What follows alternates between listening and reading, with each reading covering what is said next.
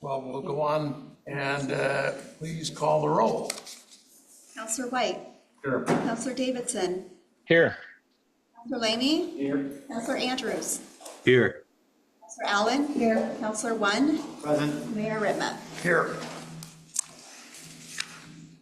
Mike, is there an agenda update? No agenda update, Mayor. All right. Well, we'll move on then to agenda item number 2, public comment. Public comment on non-agenda and consent agenda items is welcome at this time. Public comment on agenda items will be taken at the time the item is considered. Public comment should be directed to the presiding officer and limited to matters of community interest or related to matters which may or could come before council. Each speaker shall be limited to 5 minutes for each agenda item unless a different amount of time is allowed by the presiding officer with consent of council. The council and mayor should avoid immediate or protracted responses to citizen comments.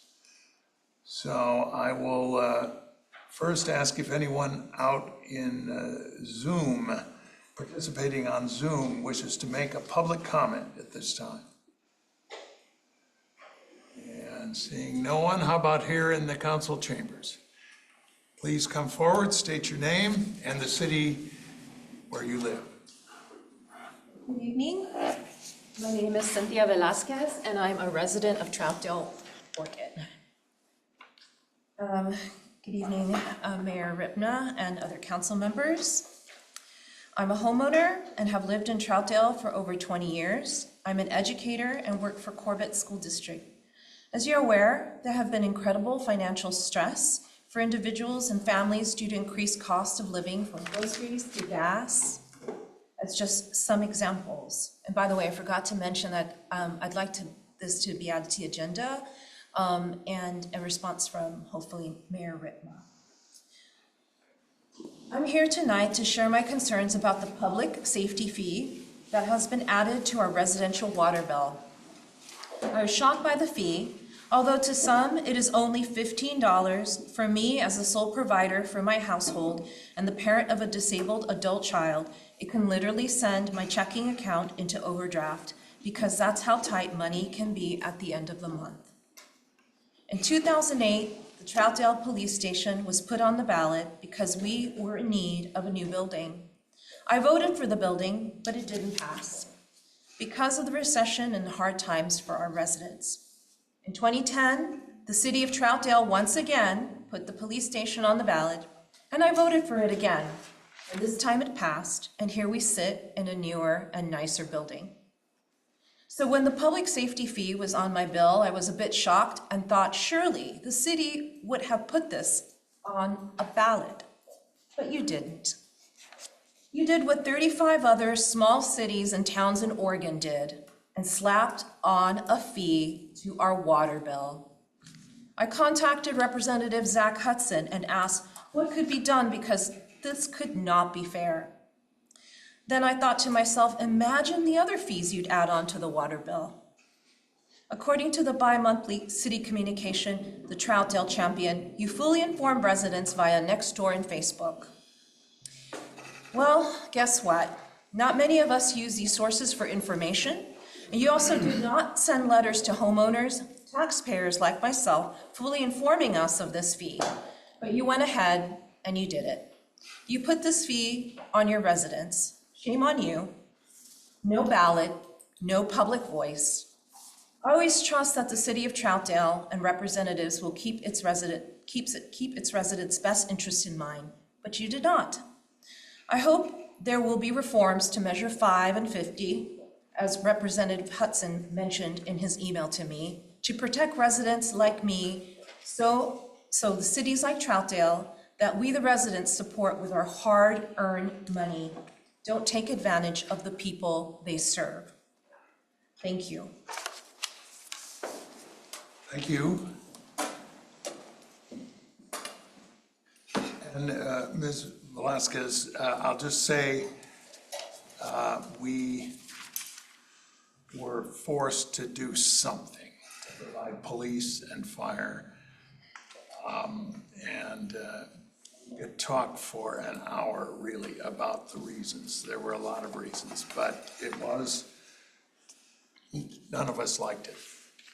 Well, it should have been put on the ballot and for us to be allowed to vote for it at other cities. Other smaller cities in Oregon have pushed back on this fee and have won. For example, St. Helens, they're still fighting. It's just not fair, but I'm hoping that somehow through Measure 50, 5 and 50, that there will be some shift in how city receives funding, right, through taxes. But I want you to understand that I was just absolutely shocked. Why would the city of Troutdale do something like this to its residents? And $15 to many people, it doesn't mean much, but believe it or not, last month I was about $30 in my checking account. I mean, that's what's happening to us. And you're doing it during these very difficult financial times. It's not fair. It's not okay. And it said in the Troutdale Champion that you really thought about it. I didn't see much transparency in it.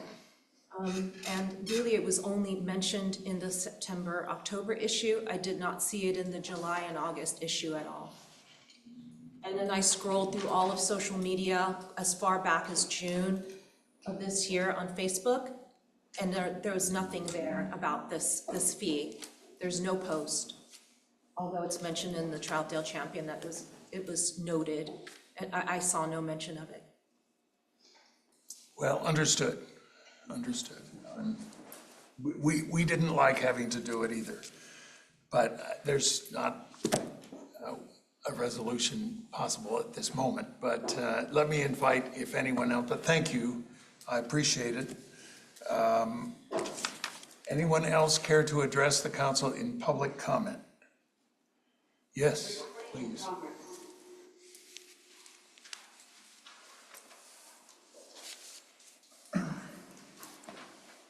Hello, my name is Saul Pompeyo. I'm the owner of Restaurante Pompeyo. And I'm sorry I got to talk about the same thing, but I talk in a different way. I asked the last time why the restaurants needs to pay double like the bars. The reason is because you guys vote that way. The city employees do right. They apply right how you guys vote. But if any reason the safety fee can be double to the restaurants and the bars. And some of you guys, even you don't know how to go to apply. I asked some of you guys and they don't know how to go to happen when you apply the code. And that's how I say if you have a bar the same size like me, they need to pay half of I pay. I pay double.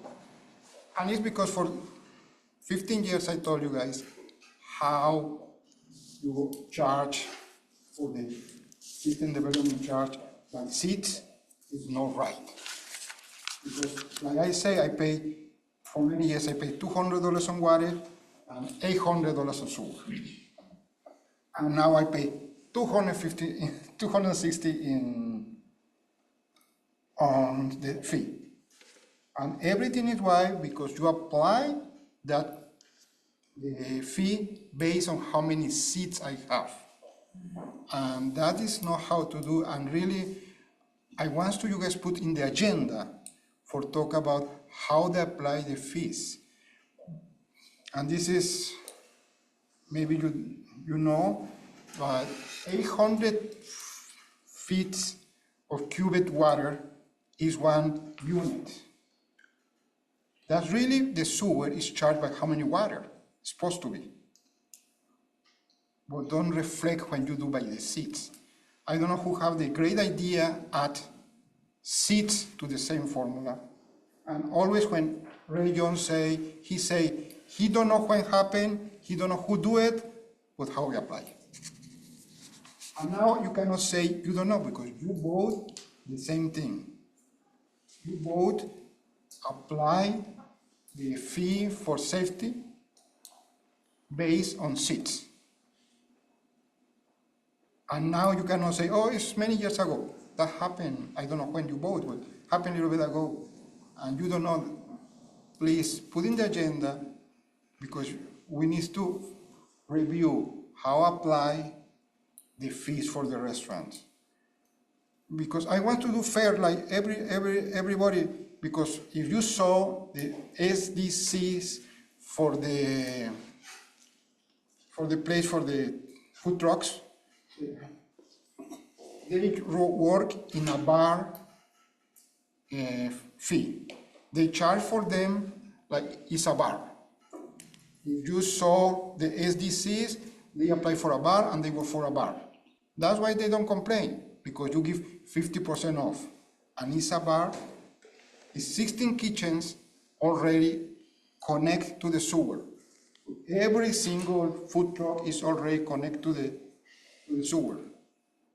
I mean, you have 16 kitchens outside, plus, and you apply for a bar. I already talked with all CC inspector, and she say it's not a bar. For the city apply for the bar, and you say okay, but all CC is not a bar. That means I can do the same thing and pay 50%. I can change my restaurant license and say it's not anymore a restaurant, it's a bar, and I can work with the OCC like a restaurant and work with you like a bar. That's how we want to do. The problem is everybody's cheating the city. Like Sugar Pine, and you are on Sugar Pine, and they don't pay system development charge, because it's supposed to be paid by seats, and they don't pay by seats. I only want to have fair. They tell me fair like another business. And I don't want to, they increase to them. I want to lower it to me. Okay, thank you, and I hope so. John, can you support me for putting the agenda, please? Put in the agenda, not today, in 2 months, whenever you want, put in the agenda. Mayor, if I could. Yes, This is one of the topics that I discussed with you Yes. last week, and I think other councilors as well, about developing a master fee schedule where we could address the way our SDCs are currently getting these restaurants for seating capacity rather than square footage of restaurant space. And so I think that would be a good amendment. I know our staff has been wanting to make that change for some years, because it doesn't make any sense to charge based on seating capacity and not the square footage of the restaurant.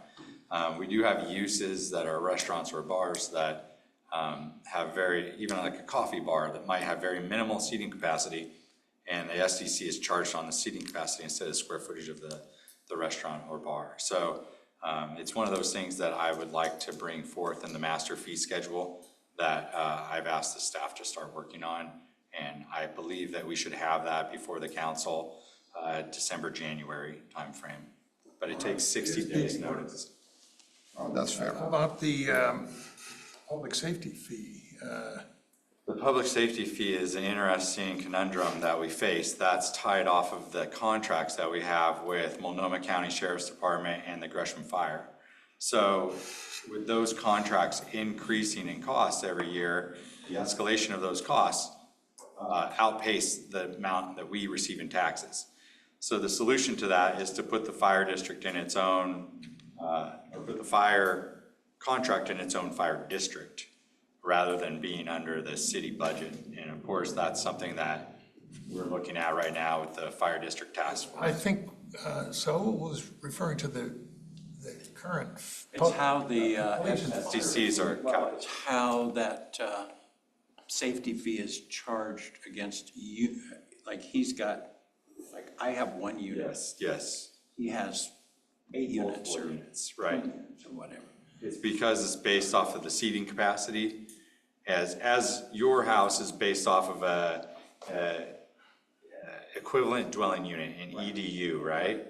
So on commercial, it's based on the capacity versus yours is based on a single family, right? So that's where we get in this bit of a conundrum in the assessment and how our SDCs are calculated, rather than by the square footage or how much activity that restaurant is producing.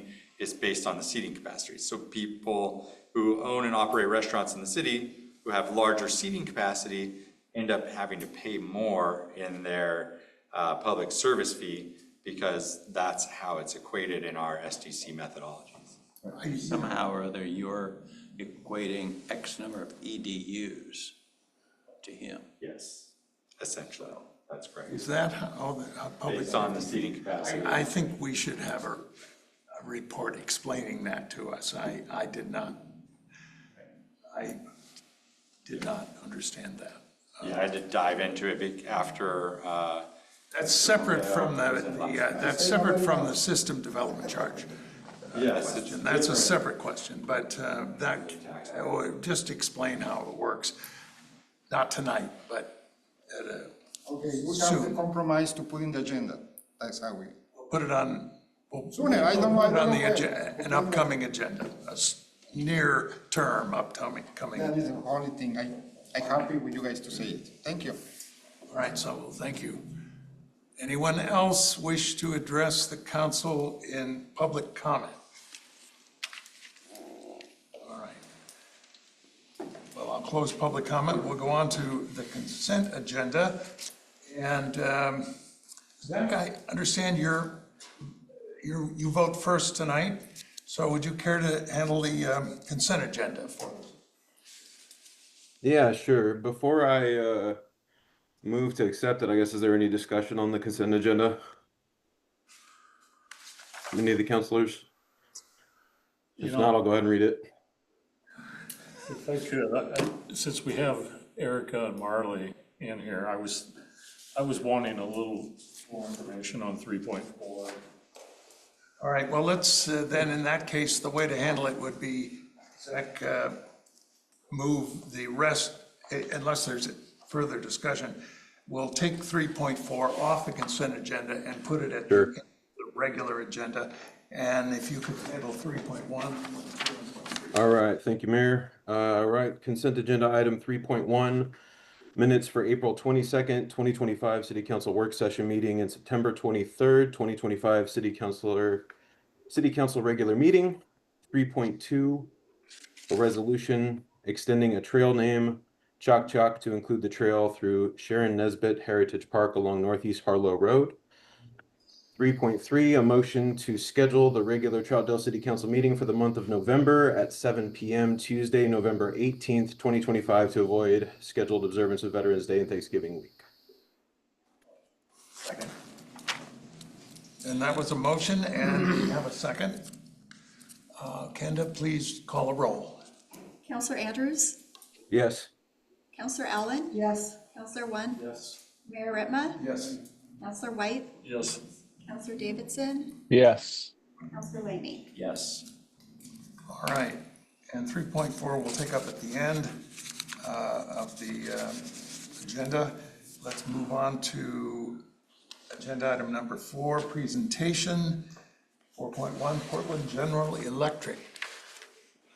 101 presentation. Welcome.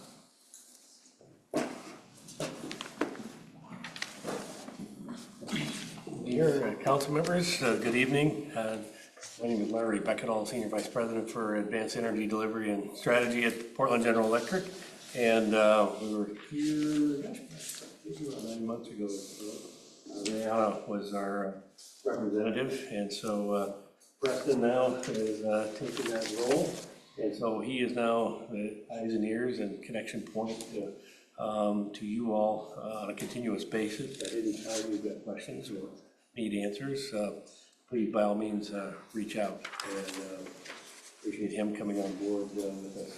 So this evening we wanted to do a quick update, some things that are going on in Portland General, and I think you've got slides, maybe it's on the hard copy. We can walk through that. Yes, we have a document. So as I'm looking at the first, or page 2, I'm trying to assess it as we look at and meet with many of our committees, 51 cities, that we have in our service area, and trying to update everybody, trying to understand the growth patterns. As you were thinking about planning and as you're developing, we want to make sure we're in sync. And so, and thinking about it in the greater area here out of Gresham, we have about 300 of our employees. That's about 10% of our employees that live in the area here. And nice for us to kind of recognize, okay, where are we? How are we connecting? And where are our employees, and are they readily available even in emergencies, et cetera? So the thing that caught my attention is you've doubled your size since 1990. Maybe not surprising, but at the same time, we really haven't built out a lot of transmission in that same period. And we look around and I'm sure you're aware of my background. Before joining Portland General Electric, I was with Long Power and also Clark Public Utilities across the way, and Pacific Corp prior to that. So kind of seeing all the utilities in and around the area. But as we think about the transmission, how we all interrelate, and we're growing. Are we planning? Are we thinking about? We're all thinking about, obviously, assets and how well. Are we replacing them? Are we doing a good job, whether it's water, sewer? When we think of it, it's our poles and wires and the equipment that we have. So we're paying a lot more attention, trying to think ahead as we look to this future. We're seeing a lot more growth that's happening currently, and we want to be thoughtful of how we plan for it. You can see the number of residential, commercial customers and industrial customers that you have here in Troutdale as well. About 34 megawatts. What's 34 megawatts? Well, 1 megawatt is equivalent to about 350 homes. So 34 megawatts with Troutdale. And that becomes kind of apparent, and we'll get into it here in a minute when we talk about the batteries down here that we've installed. We've got 200 megawatts of batteries now that are down here near the river. When there's issues on the system, the greater system, the good news is it benefits on a local basis. And so 35 megawatts that you have, 200 megawatts that's sitting there, really does become resiliency for this area.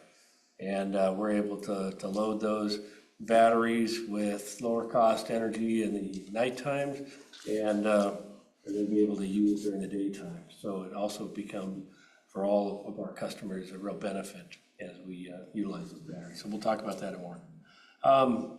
But one of the, well, we'll talk about resiliency. We talk about storms. You understand it. You probably know it better than anybody living here right on the edge of the gorge. What can happen, how fast it can come in. And as we're finishing up now a wildfire season, heading into a winter season, you know, all of us keep continuously thinking about how we prepare for any of those weather conditions. But yes, we have other extremes, and that can be cyber as well as earthquake, et cetera. There's some major projects that are underway. I know the Troutdale Road undergrounding project is interest. You're collecting fee and you're putting it in the pot, and look forward to that. That's, I think, good planning as we think about where is it, where do you want to make the impact. I suspect that most new subdivisions are underground whenever we can. When it's new facilities, you know, brand new installations, trying to think about undergrounding for distribution is the best time to be doing that. It's a lot cheaper to do it the first time than having to come in later and convert a whole bunch of things. So that'll be a great project. Looking forward to working with you on that. Mentioned the Sundial battery project down here on the river, the 200 megawatt. That's been a great project for us, and we're seeing a lot of benefits right away from it. And so looking forward as we build that out. Excuse me. You can see some of the other projects that are here, and want to continue to work with the city excuse me, on projects. And again, where we can coordinate with each other, the better. So working with planning and thinking about that, how we work together. Last time I was here, we talked a little bit about the rates and the concerns about rates. You all had sent letters in. Know that we've taken it very, very seriously.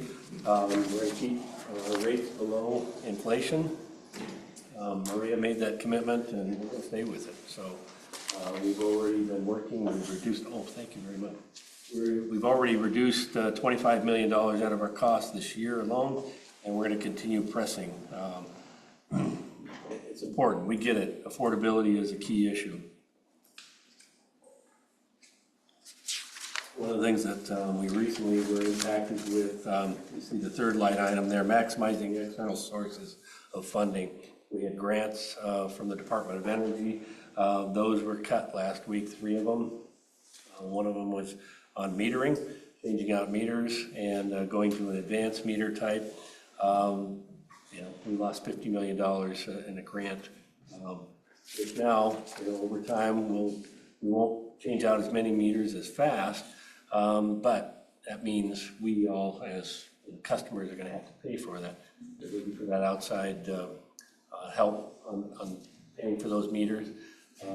We can go into that in more detail if you have questions, but those sorts of things do impact us. Also, the fourth item, offering customer programs that lower customers' payments. It's important to us. You can see the number of households that are utilizing our program now, 864, shown there on slide, what is that, 5? I just call that to attention that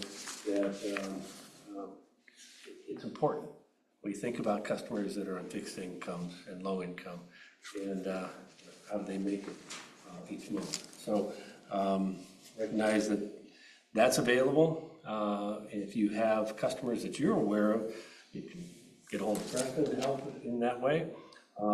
We have it on our websites. When you're going in and looking at the bills, it has those things that customers can just check the box and go right into and ask questions about the programs and get signed up quickly. So anyway, it's there. The assistance is there. We want to continue that. Moving on, slide 9, wildfire continues to be a concern. We're just coming out of wildfire season, and less than 2% of our customers in total are in wildfire areas. And about 9% of our facilities, the distribution lines that are impacted by that. We've had 2 public safety power shutoffs. That's where we actually turn the power off to, again, think ahead and reduce the amount of risk as much as possible. And that's since the 2020 Memorial Day, where we turned off basically Mount Hood at that point. But we work with fire departments on a continuous basis and trying to think about how do we operate and do that in a better way. And if I could, we do make sure that the city is informed, should there be any power safety shutoffs in the surrounding regions, particularly Corbett. We've incorporated in our planning to make sure that the areas surrounding in this area know that it's coming, know that there's going to be a wave or an exodus of people needing services and opportunities basically to continue to live despite that shutoff. So we incorporated the city in those planning documents as well. So should there be an incident, you guys will be among the first to know. Usually with those, we look ahead of time. We usually can see what's coming. There's 72-hour notices, 48-hour notices, 24-hour notices. We walk right through that. And again, we look at criticality of those that are maybe in medical circumstances. We also look at all of the customers in terms of hospital and various emergency facilities that are trying to minimize that. But wildfire, we're getting better. We're thinking about the hardening. How do we do that in a better way? That may be steel poles, that may be covered wire, that may be undergrounding in some areas. So situational awareness is probably our number 1, and that's where we use the NOVI cameras that sense smoke and they alarm us. And it's been a fascinating tool that now I know a lot of fire departments as well as state agencies are using as well. So that's been a great advantage in knowing and thinking about Finally, let's see, slide 12, we talk about clean energy. You can see we're at 45% non-emitting in terms of our general use right now. And yeah, we continue to work towards those programs and being able to make as much clean energy as possible. But I will just say load growth are coming, and how we have thought about planning, how we get ahead of that is going to be a challenge for all of us in the future. So let me stop there and maybe open up for question and answer. Anyone on the council have questions? Love electricity, so I'll have a couple questions. So the battery storage facility, you said it's already benefited you. Can you just talk about how it's benefited you, and then kind of like how it's working and how it will work in the future? Oh, absolutely. Outside of things like hydro facilities and having dams where you can hold water back, we didn't have storage of electricity.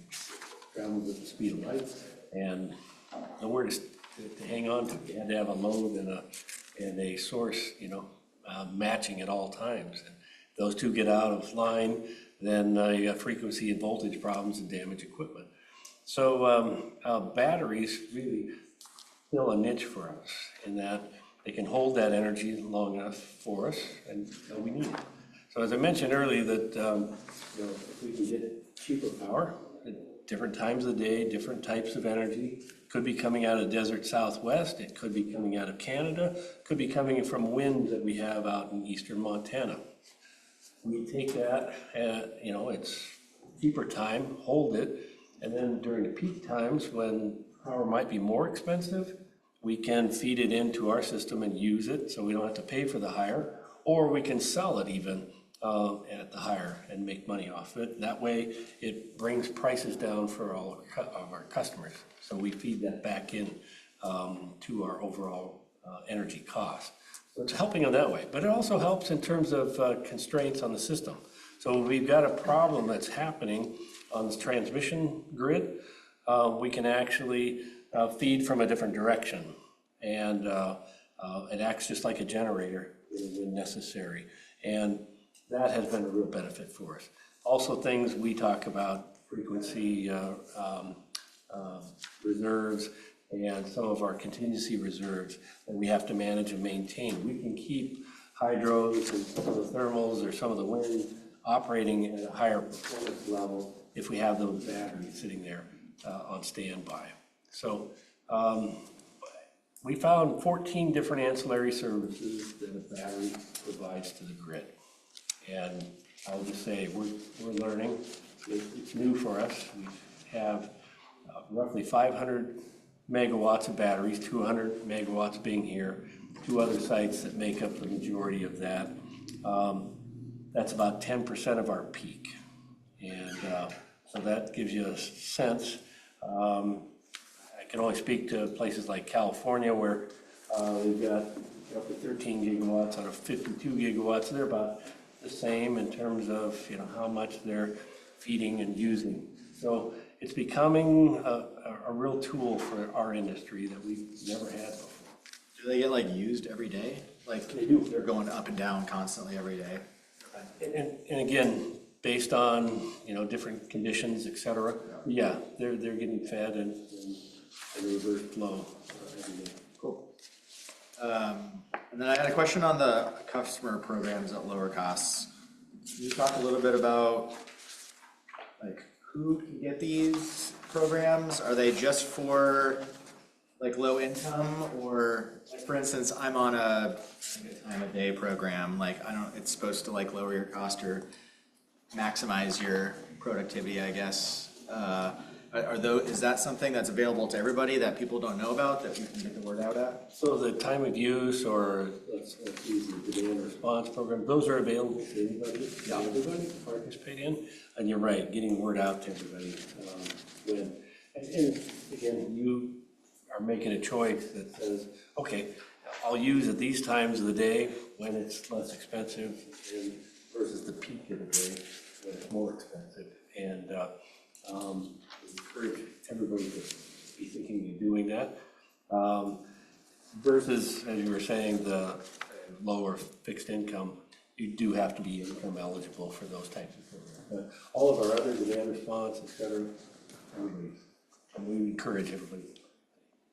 And the income Those, qualifier. I was, sorry, real quick, just those numbers were part of, like, the 800, I don't know, That's just the income qualifying. just income? Yeah. Okay, it's not using Not the the other programs? Okay. They probably do too. Yeah. Yeah, I was just curious. Anyone else? On council? Hey there. Yeah. Hey there, yeah, sorry about that. Thanks.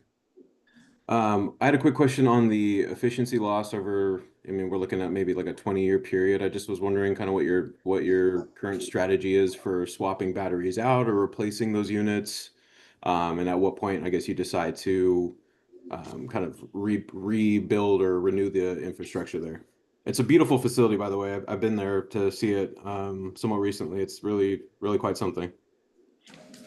Yeah, appreciate the great question. And if anybody else has an interest in doing a tour, I'm happy to set that up as well. But to your question, depending on whether we actually own or it's a power purchase agreement type arrangement with a third party, because we have both. So you plan for that degradation over that 20-year period. And so many times they put in extra, so that they make sure that they always have it and maintain it for that period of time. And then there are others that are planning to replace. So you know you're gonna have to replace a certain amount as it degrades over time. So yeah, it's a function of understanding the equipment and its charging capabilities. Fantastic, thank you. And I'm sorry to hear about the grant loss. Was that something that occurred recently? Yes, last week, October, It's a shame. before October 2nd, the announcements came out, and we'll just say that they were pushed out by the administration. There are quite a few news articles about it, and states such as ourselves lost all of our grants. Thank you for answering the question within the question. That's all I have. Thank you. Thank you. I was just going to thank you for your presentation, and PG was at the League of Oregon Cities, and they hosted a nice event over there, so we always appreciate when PG can do stuff like that. And, you know, you mentioned the main things I usually talk about, you know, which is like undergrounding the power, and you know, and the increase really hurts out in this part of the country, because this is where the news comes when there's bad weather to film it, because we really get the brunt of any of the storms and the east wind. So, you know, if there's anything you guys can come up with for some relief. And I know Corbett was very unhappy with the power being shut off during high winds, because, you know, that's serious. They're like, well, if we had a fire, we couldn't put it out because we need electricity for our well, and a lot of people lost, you know, their freezer full of food and stuff like that. So we did hear about it, because they are our neighbors, so I'm sure you're aware of it. No, it's something we try to think about now, that resiliency. So again, battery might be a good application for areas, again, where pumps are needed, et cetera. And so there's a few new technologies, I'll say, that we're trying to take a look at, because that is a real concern. You don't want to shut it off, you want to keep the water going, but at the same time, you don't want another tree limb falling in and causing a fire, so. I have noticed an uptick in servicing the lines with tree work, so that's appreciated as well. I think for us, undergrounding, it would really make sense, because it's not about the aesthetics, and it's really about a safety issue for our conditions that we have out here. And I'm glad Jeffrey asked his question. I'm going to look into that myself. And I will say, as part of the franchise agreement that was just signed as of, I think, this week, undergrounding was a key component of that. So we're grateful for the city's and staff and legal's attention to that matter. I think going forward, it'll help. Thanks are all to Travis. Exactly, Travis is in the room.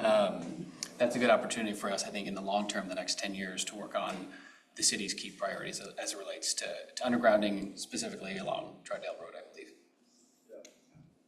That's our first location. We've been waiting for decades, but I understand. Patience will pay off. Anyone else? Yes, John? Piggybacking on what Glenn was talking about, I've noticed in the Corbett area a whole lot of my life. They're doing a fair amount of undergrounding out in the Corbett area, and I'm also noticing more steel poles popping up all over the place out there. So that looks to be the trend, at least in the forested area out there too. And then this weekend I was learning a little bit about, I have a son-in-law who's going to work selling home battery packs and the power and stuff. So it pulls the power off at night in the low, and then you use it during the day in the high peak time. And it's fascinating power, battery walls, I guess. Same with, if you've got solar on rooftop, you know, feed in and recharge the battery as well. So as we all think about, you know, what are our tools, what are things that it's changing. I'll just say, just like transportation, vehicles, it's changing how we think about the energy we use, how the energy wallet that we have, you know, where can we make savings, how we use it more efficiently. So I'm looking for all those opportunities, and now it's advancing very quickly. So yes, I love it. I love hearing people diving in, wanting to use the tools and start using these products. We all need to get a little wiser about it. I have one. So you offered a tour. So I know that you offered a tour earlier, but it was at 1:30 when I teach classes. Is there any way to have a tour like after 4:30? 4:30? Let's make that happen. We'll add that. So that's who actually are bus drivers and teachers. Yeah, that's a great point. Yeah, so we have 2 tours coming up. I think we sent it to the staff and I think to the mayor as well of the Integrated Operations Center. And yeah, we'll make sure that you guys have that. I think there's one at 8:30 and then one around 10. So the next time we do schedule those. This is referring to the battery site. Is that Okay. the one you'd like to see? It's the Integrated Operating Center is our control center. And if you want to see that as well, The invite's open. we'd have to follow up and get another one that would be later, you know, like say 4:30. Or you could go really early. They're open 24 hours. 7, 6, you know, I'm open to that. Which would be fine. Well, the operations center's in Tualatin. Yes, yeah, that was the way to do it. Let's make it 4 p.m. I have to teach at 8. But if your first question was really the battery, we can certainly set something up for after school hours, 4:30. It would be nice, because the frustration of being a counselor for me is a lot of these meetings are during the day, and 90% of us have to work, and it's never really available for us that work, and so it'd be great if we have those opportunities. Yeah, that's a great idea. We'll incorporate that. We love the battery farm or whatever you want to call it. I've been able to tour it. I think most of us have. Yes, I toured it. It's very impressive. Take another one if you want to build it. Just got to find the right space. All right, anyone else on council? I'll just see if there's a question from the public, if you don't mind, just hang on. Does anyone online or in the room have a question for our PGE representatives? And seeing none, thank you. Thank you. Thank you for having us.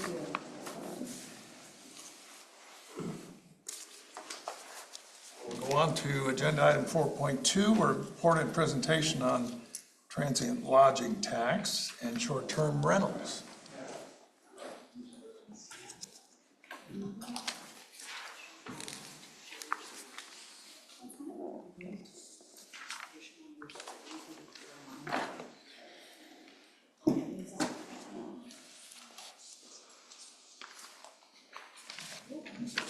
thing we printed the presentation today, huh?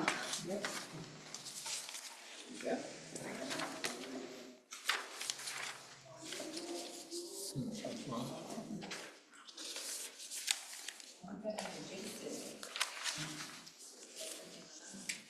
Yeah, I can blame you for that. And there are a couple extra copies if anyone from the public wishes to. Thanks.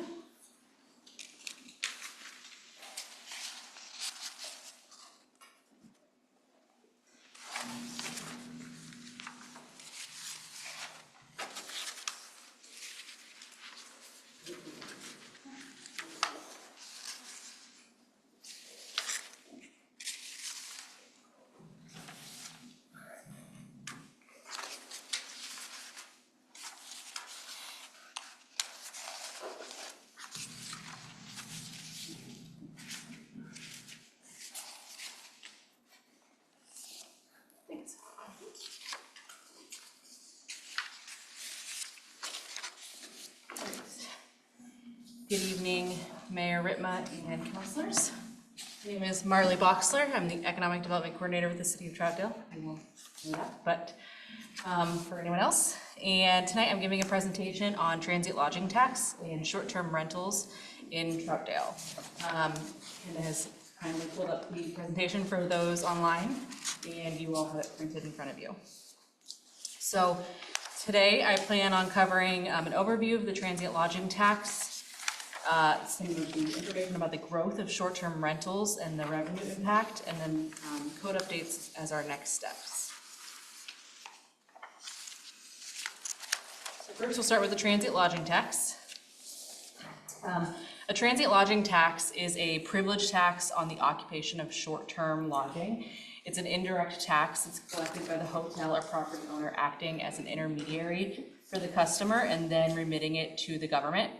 And it's one of the few ways in the state of Oregon for municipalities to collect tax on visitors who aren't residents, as we have no sales tax. It is often used to reinvest in the local tourism industry through tourism promotion and government services utilized by tourists and residents alike. And when staying in the city of Troutdale, you would pay 3 separate lodging taxes. There's a 1.5% state of Oregon tax, a 5.5% Multnomah County tax, and a 6.95% City of Troutdale tax. Next slide, please. A little bit of the history of Troutdale's transient lodging tax. We first imposed a transient lodging tax of 5% in 1972. And in 1978, we raised that tax by 1% to 6%. We then raised it again in 1999 by 0.95%, and at that time we stipulated that the increase be dedicated to the Troutdale Chamber of Commerce. 20 years later, in 2019, the City Council clarified that that 0.95% TLT was dedicated for tourism promotion and more aligned the language with the state ordinances around transit lodging taxes. And then council also determined that they would distribute the 0.95% to the West Columbia Chamber of Commerce for the 2019-2020 fiscal year. And then the following year, it was designated that the 0.95% of TLT for tourism promotion would go to the newly created Tourism and Economic Development Division within the city beginning July 1st, 2020.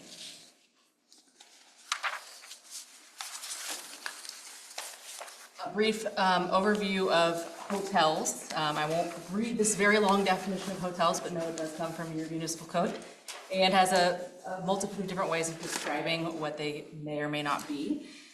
We have 5 hotels within the city of Troutdale. They include the Motel 6, the Holiday Inn Express, the Comfort Inn, McMenamins Edgefield, and Sandy River RV Resort, all of which who remit the transient lodging tax to the city for stays of less than 30 days. In addition to that, we also receive a small amount of revenue from some online hosting platforms such as Booking.com and Expedia.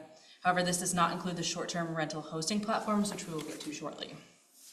Some fast facts: we've seen hotel receipt revenue grow 59% since 2021, which emphasizes the positive impact our tourism promotion in the city has had since we've taken over this responsibility.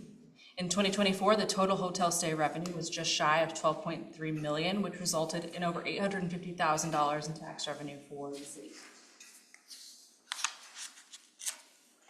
On this next slide, you can see the total transit lodging tax collected over 11 fiscal years from 2014-15 all the way to 2024-25, which Eric Mueller, our finance director, has kindly helped me with. So you can see over time how we had the dip with COVID and then how it's grown in the time since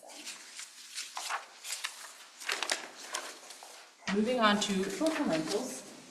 Short-term rental is a term that is used to describe a house, a duplex, a multiplex, apartment, condominium, houseboat, or other residential dwelling unit where a person rents a guest bedroom or the entire residential dwelling unit for transient lodging occupation.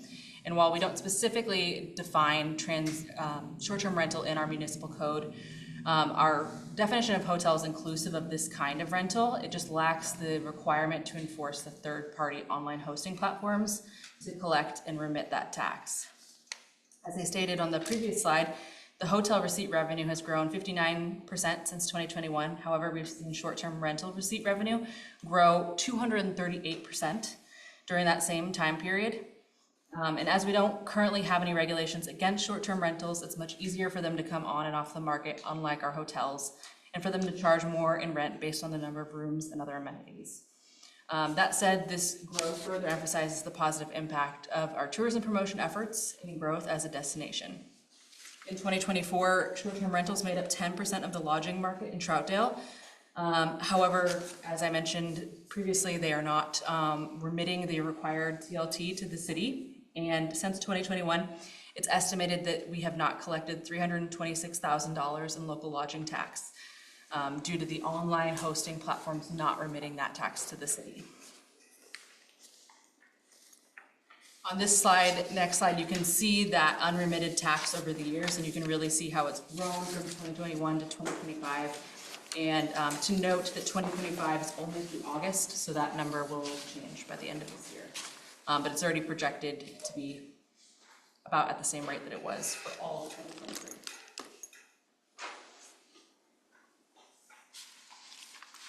The challenge with the short-term rentals is that we've seen a rise in these rentals as the third-party hosting platforms, such as Airbnb and VRBO, have grown in popularity and use. However, they are required to remit the transient lodging tax, but do not based on a lack of authorization for third parties to collect on behalf of the lodging property. So they're looking for really specific language in our municipal code that authorizes them to do this and requires them to do this. Without it, we will have an uphill battle trying to get them to collect this on our behalf. They do collect this tax currently for the state of Oregon and for Multnomah County. So someone staying in an Airbnb in Troutdale would pay those two taxes, but not the city's tax. The city also does not have a registration process or requirement for short-term rentals, which means that we're unable to work directly with the short-term rentals themselves, since we don't have a list of where they are and who owns and operates them. And by not collecting the required TLT, as I mentioned before, the city has missed approximately $336,320 in tax revenue since 2020. So then our next step is to update that municipal code section of, chapter 3, so that we can collect this lodging tax on the short-term rentals within the city. Staff is planning to bring forward a draft code amendment for council review later this year, and we hope to have that implemented by early 2026. The updates that we're proposing will clarify definitions and to be more clear, concise, and aligned with generally agreed upon industry terms, authorize those third parties to collect the TLT on behalf of the lodging properties and require them to remit the tax to the city, and then require registration of short-term rentals to assist with enforcement of the standards, but also promoting these properties, because currently we don't promote them on Explore Troutdale like we do our hotels. And once they begin remitting this tax, we would love to promote them as well. And with that, I'll open it up if you have any questions. Councilor Lee. Regarding number 3 here, city does not have registration process or requirement, but don't they have to get a business license? They're not required to get a business license unless they have 4 or more short-term rental properties, which is the same standard for rental properties in general. So if you were to have 4 properties that you rented long-term, then you would require the business license, but less than 4 does not currently require that. Do other cities around here collect from the third-party? At this point, yes, most cities in the state of Oregon and across the country do collect this tax on the transient lodging, or sorry, on the short-term rental hosting. At least on these, But yes, they have a platform. code language, yes. So one of the appendixes to the staff report that I provided is the League of Oregon Cities Guide on Collecting Transient Lodging Tax, which has the very specific language around short-term rentals that will meet the legal challenges and standards set forth throughout the state.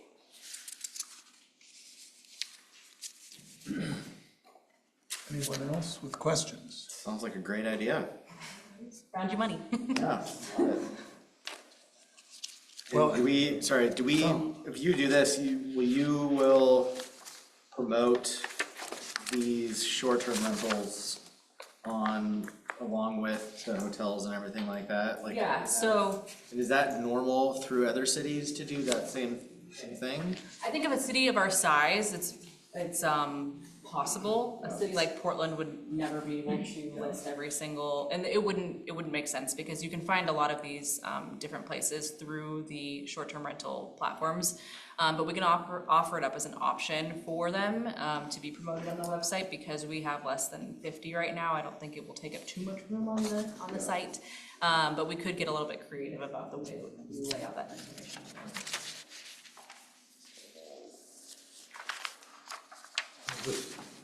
And short-term rentals, I just want to be clear, so like if you have a duplex and you have permanent tenants, you wouldn't be subject to this tax. It's only if you're doing Airbnb out of them type of a business. Correct. The transit lodging tax in the city of Troutdale only applies for rentals of 30 days or more.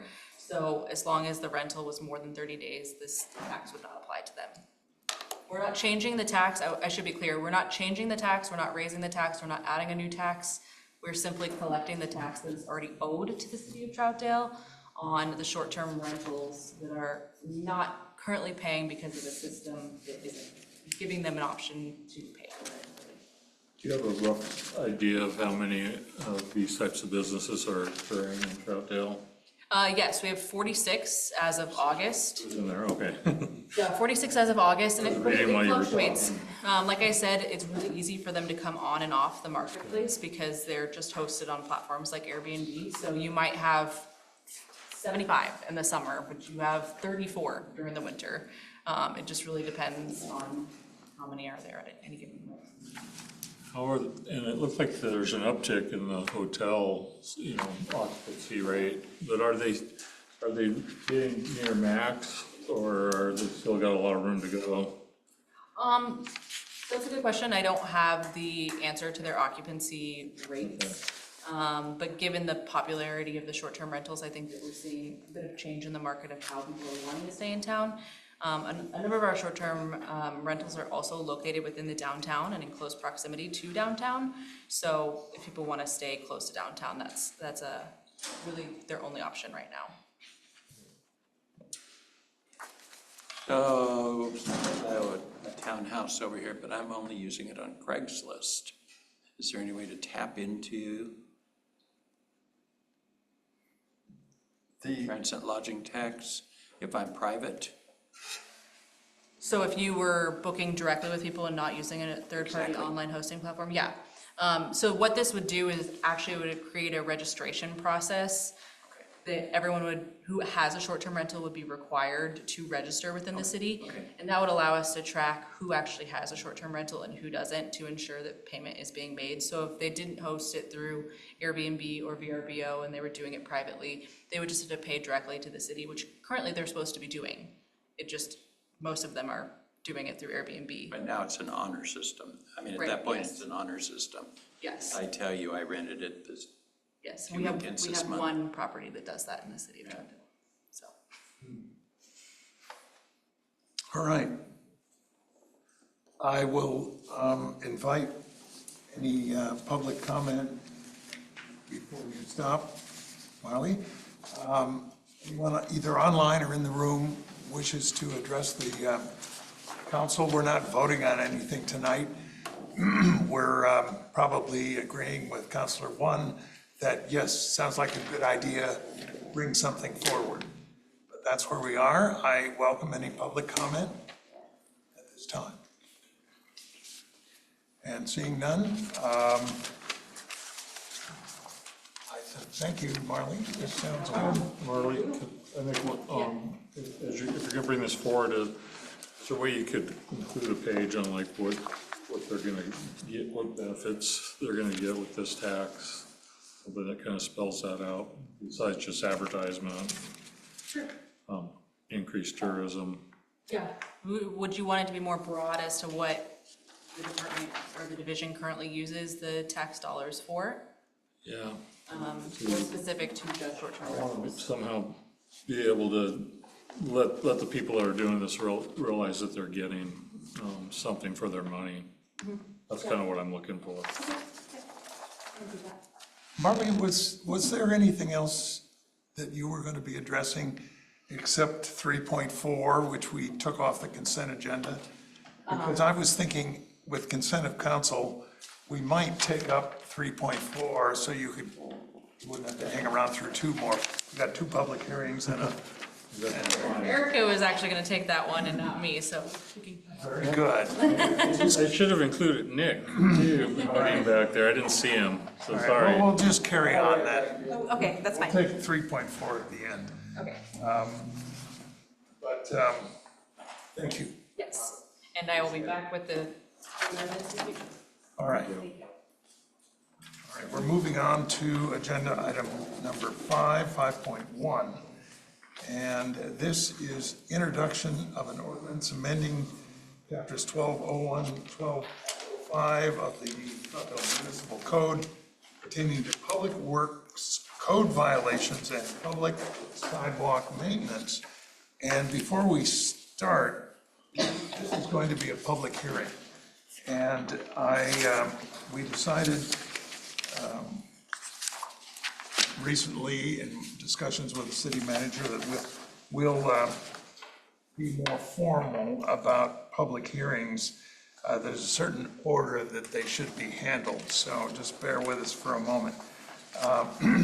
The council will conduct tonight's hearing, and Travis is the beginning of it, but the council will conduct tonight's hearing in the following order. Staff will present the staff report, followed by questions, if any, from the council or the staff.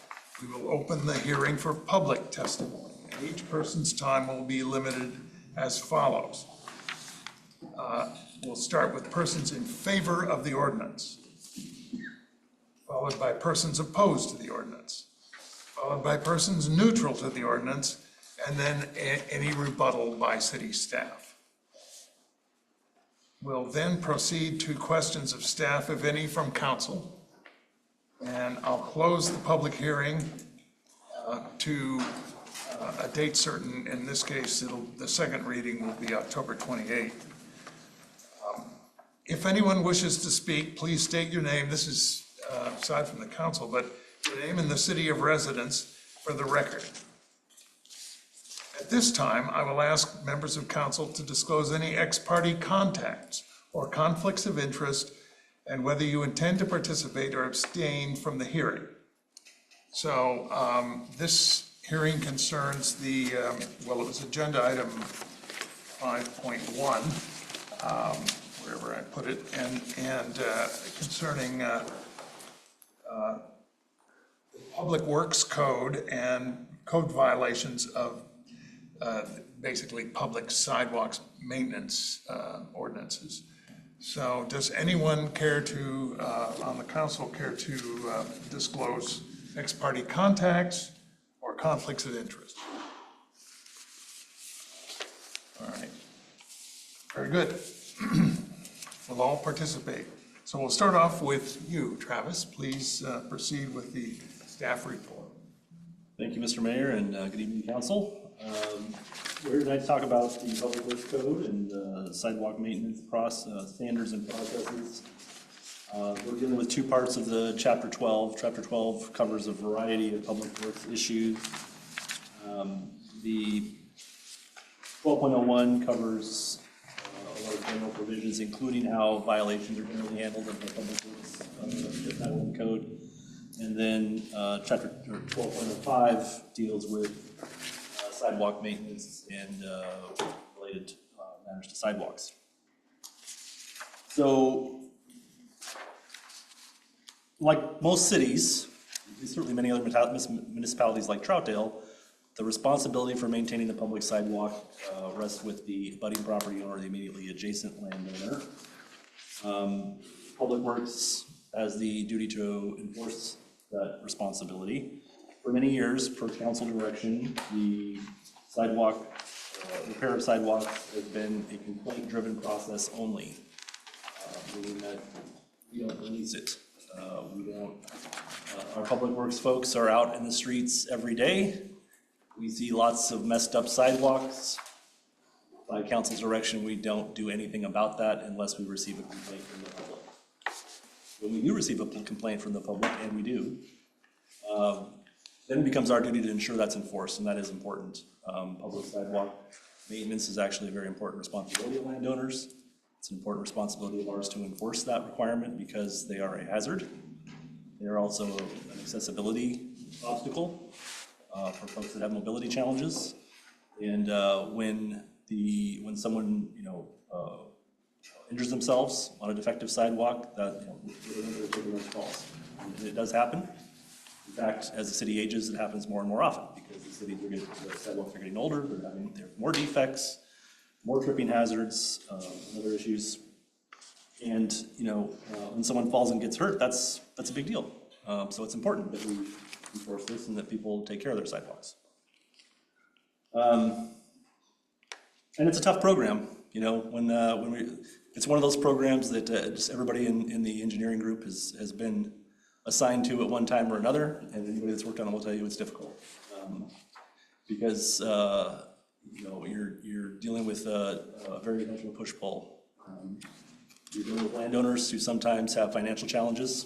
This is a very big burden for them. It's a very difficult challenge for them, and we are empathic to that, and we feel for those folks. It's hard to tell someone who's living paycheck to paycheck that they got to spend $1,000 to fix their sidewalk. By the same token, we're often responding to a complaint from, not uncommonly, someone who's calling whose mother fell on the sidewalk and broke something, or busted her face open and had a serious injury. So it's a difficult program to administer for sure.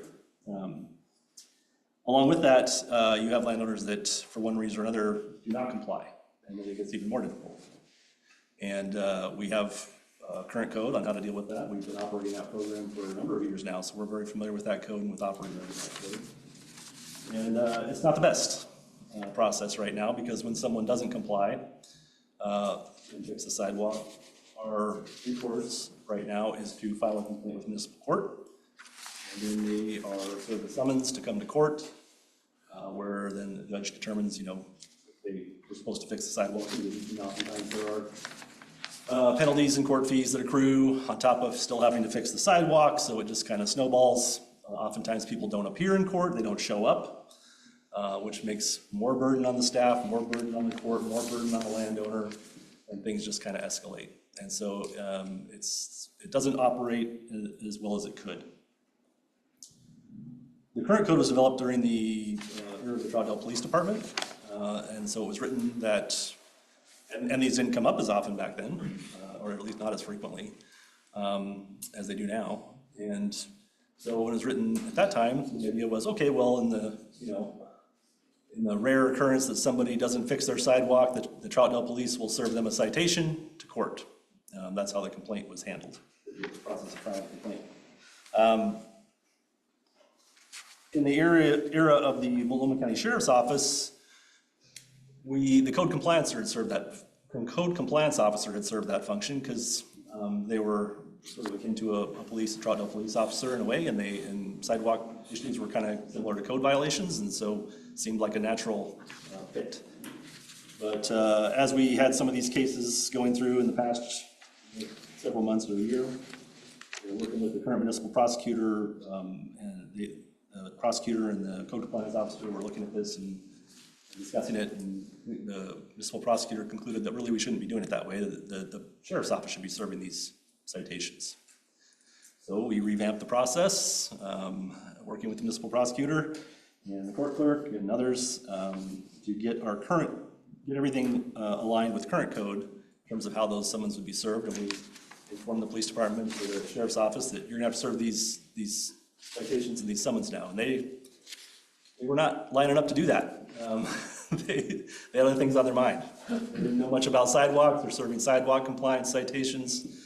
They had other things to do. And they said, maybe it's time to update this code because we really want to do this. And so that prompted the municipal prosecutor to work with the various city staff to really examine that code and process. And the municipal prosecutor graciously took on the task of drafting up updates to the code to make some various improvements to that process. And the municipal prosecutor, Sam Erskine's with us here tonight. We get staff questions. If they have questions of the prosecutor, I'm sure he'd be happy to come up and talk about some of the things he identified and helped us refine.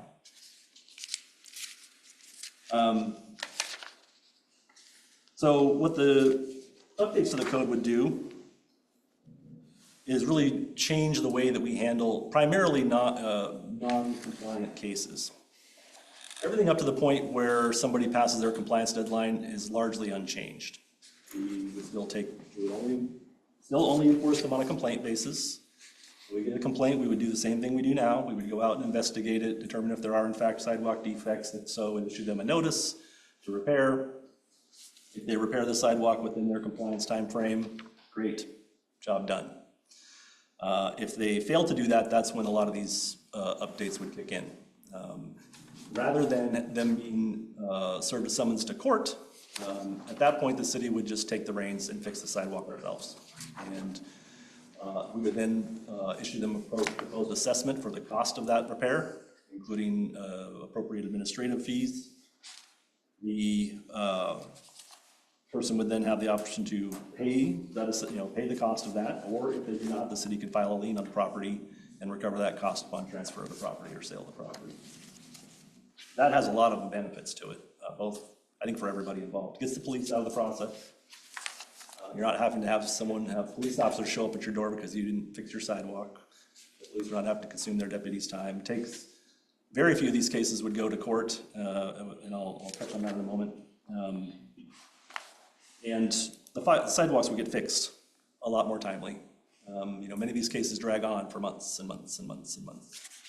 And the person that originally called and complained, they're not seeing that sidewalk fixed. That sidewalk's not getting fixed, which is really the whole intent, the whole goal, right, is to get the sidewalk fixed. So under this process, if they fail to repair the sidewalk, we would fix it ourselves. That means it's fixed timely, assess them for the cost.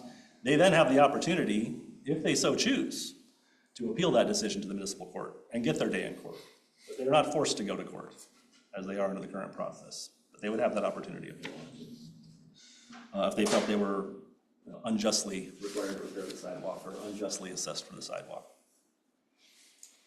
So the other, like I said, it benefits the police. It benefits the city staff because we don't have these cases dragging on and on and on and on.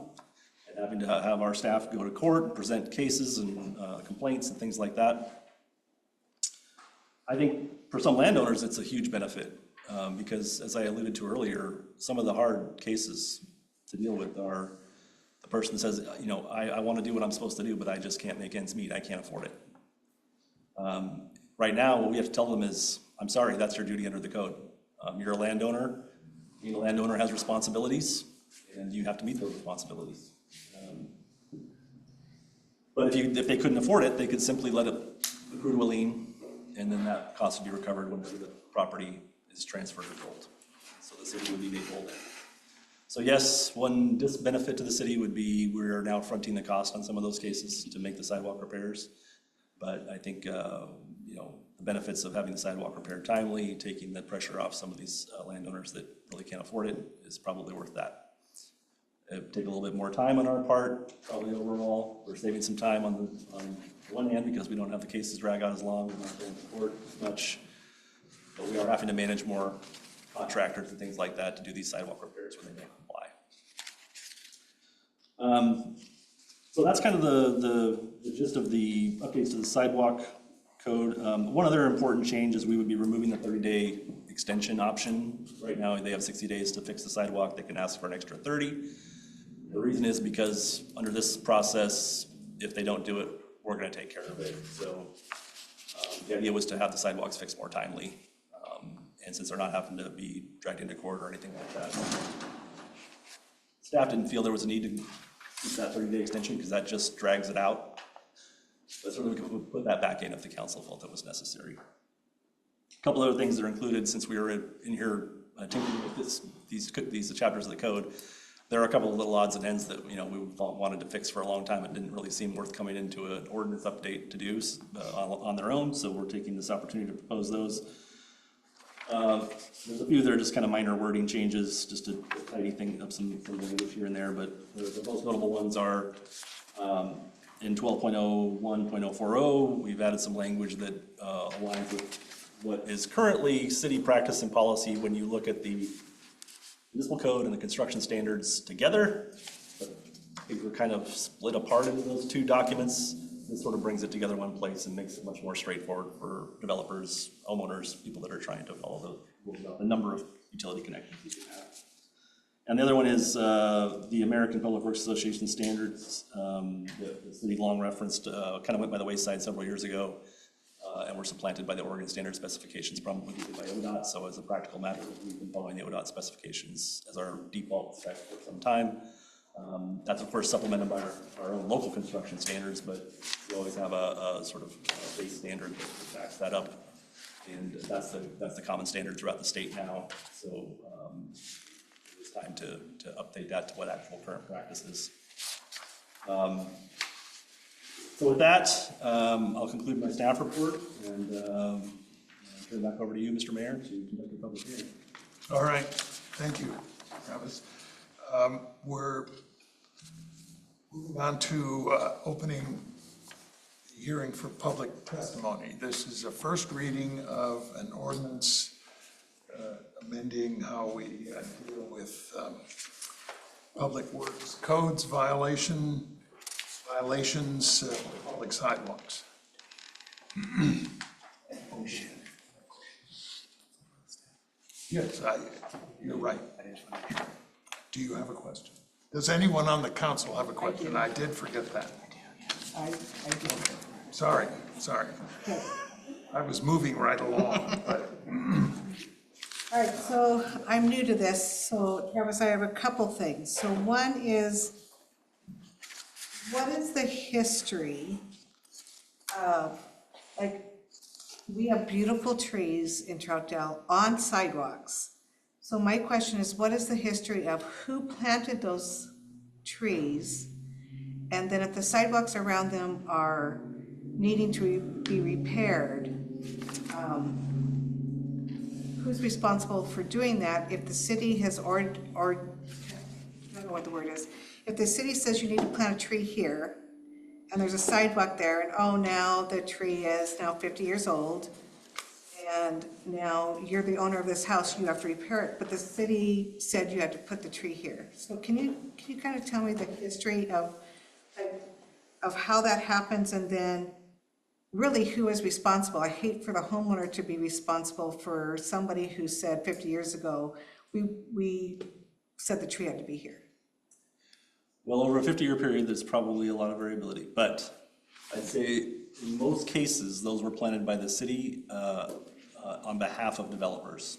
So in residential subdivisions, which is the bulk of cases we're talking about, and really residential subdivisions that have been built probably since the 80s, and it's hard for me to say what occurred, how things worked before that. For a residential subdivision, the developer pays a street tree fee, so they pay the cost of the street trees to be planted. But the developer doesn't typically plant them because they're planted after the homes are built. So the developer The whole model of how housing development works has changed a lot in the last several years, but for a long time, it was a very traditional model where you had land developers would build subdivisions, put in all the streets, utilities, get everything set up for home building, and then home builders would come in and build the homes. So a lot of times the land developers were kind of out of the picture at that point. And so the way it has worked for a long time is they paid a fee to the city for the cost of the trees, and the city waits till the homes are practically all done, then they come in and plant the trees, because you don't want the trees in the way while you're building the homes. So it was kind of a practical approach. So yes, the city forces typically planted the trees in residential subdivisions, but it was done on behalf of developers, and they were required.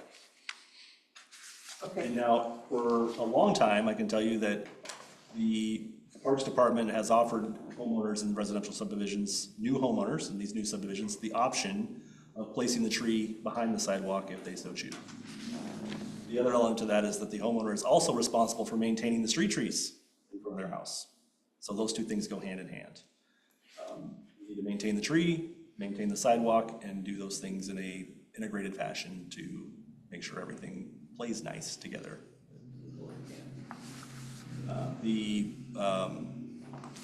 And who's responsible for that is the homeowner. So if a tree root, for instance, causes a sidewalk problem, the homeowner is still responsible for maintaining the tree and for maintaining the sidewalk. That's very common for most municipalities, at least municipalities of our size. Okay. I'm not sure I agree, but that's okay. The other one I had was, as you know, people live paycheck to paycheck. And if you're giving a homeowner 60 days who is on a very strict budget, and they can't meet that 60 days, you're now talking about the city's going to do the business for them, correct? Right. Okay, so here's my question. If I do something in front of my house, it's probably 50% cheaper than what you're going to charge to do the house, to do whatever the job is, right? So who is determining what that cost is? Is there a list for that cost? And what is going to be included on that cost? It would be the actual cost of the work. So in most cases, that's going to be a contractor. It's very rare with our very small streets crew that we're going to go out and do sidewalk work. So whatever the actual cost that is accrued from the contractor would be passed on to the homeowner. With administrative fees, as the code says, that would be determined by the finance department.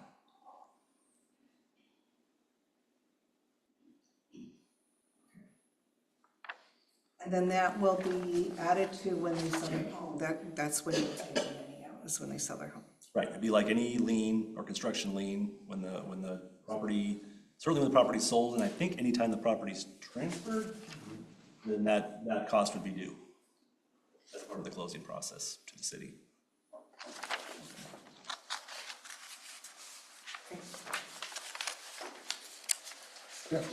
Is there, I just want to piggyback on her costs. Is there a way, I guess, I'm just thinking of, usually you have, the sidewalk squares are they usually the same size, or is there a standard size for those? There's a typical size, but there is variation. I know there's variation. Yeah. Is it, I think what maybe Carol is trying to get at, and I could be totally wrong, but I think my question is like, what's the cost of the fix, and who's doing that, and how much can you charge? And I think that there's sometimes is a generalization or a stereotype that you do government work, like it's easy because you can charge more and they're just gonna pay you. I've heard that many times. And so is there some way to put like a ceiling on what it's gonna cost, and maybe add in some sort of like appreciation over time so that it can't get out of hand? That's difficult because there's a lot of different scenarios, with these repairs. They don't all look exactly the same. What our plan would be to deal with this, as I mentioned, this would be a fair amount of effort to manage contractors and things like that. The approach we've talked about would be to set up a standing contract with one of our common concrete, flat work contractors in the area. We would do that through a competitive process to establish standard unit prices for typical work. And then whatever that is what it would be. But, at the level that most of really any of these sidewalk repairs would occur, it's a small procurement. So strictly in terms of procurement rules, the city it's an informal procurement. I mean, the city could theoretically call up a contractor and say, give me a quote, and one contractor, and give you a quote, and you can proceed. And then for small works, that's often what we do, as long as we conclude that it's reasonable, because it saves a lot of time and resources to do it that way. That's why we have a small procurement threshold in the procurement code. But like I said, I think my preference, both from a cost control and a sort of knowing what the cost will be perspective, as well as saving our own time and energy, because sometimes it takes a lot of effort to get a contractor, especially for small work. You're calling up contractors and say, well, I need to do 2 sidewalk panels. Well, that's not worth my time, So I see Councilor Andrews' hands up too, but I just want to touch on that as well, because going to court and spending time presenting our case to court also stacks up staff time. It gets tied into the lien. So this reduces that overall, and it reduces the impacts on the court, and hopefully saves the homeowner money in the long run. But I think what Travis is talking about is small procurements, like $500 to $1,000 for sidewalk repair. Some trees that were put in the 80s, 70s, 80s, they didn't have root barriers. So your sidewalks get lifted because the roots are going out. And typically, if we hire a contractor to come in and fix that sidewalk, we're also going to ask them to put root barriers in there to prevent the sidewalk from getting relifted, right?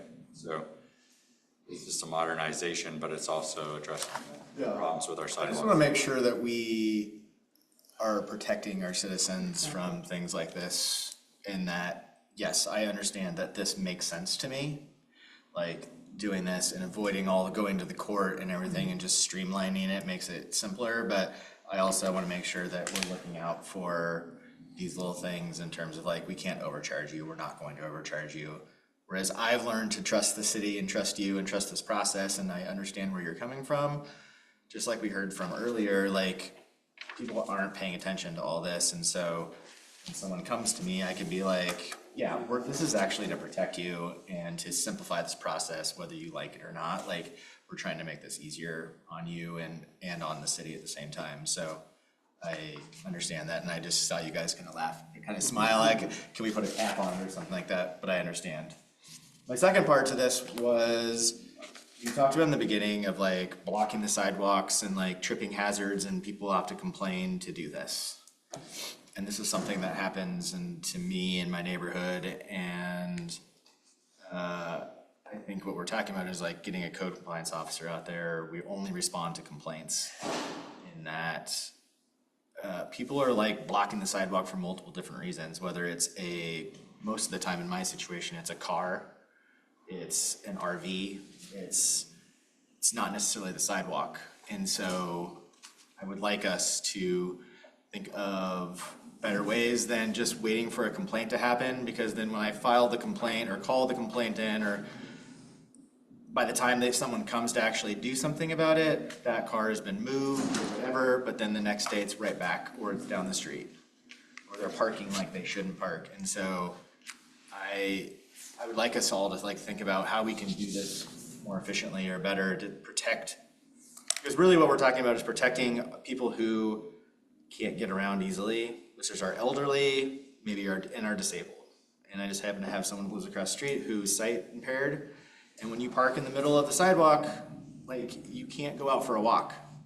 It's not, whether you have a cane or you have someone there, like, you would have to go into the street or you go into someone's driveway. Like, but we shouldn't have to call and complain about that, or when we do and then it's moved, no one seems to give a rip about it. And I've called the police before and had them come look, and they won't do anything about it. And so we've kind of gotten into this complacency where, unless someone's doing something actively horrible beyond, something that seems silly, like we're not taking action and we're not protecting our citizens. So I realize that this sidewalk issue is a little bit different than like blocking the sidewalk with a car and what do we do, but to be able to enforce these things when they're continually happening. So I could not agree more, Councilor White.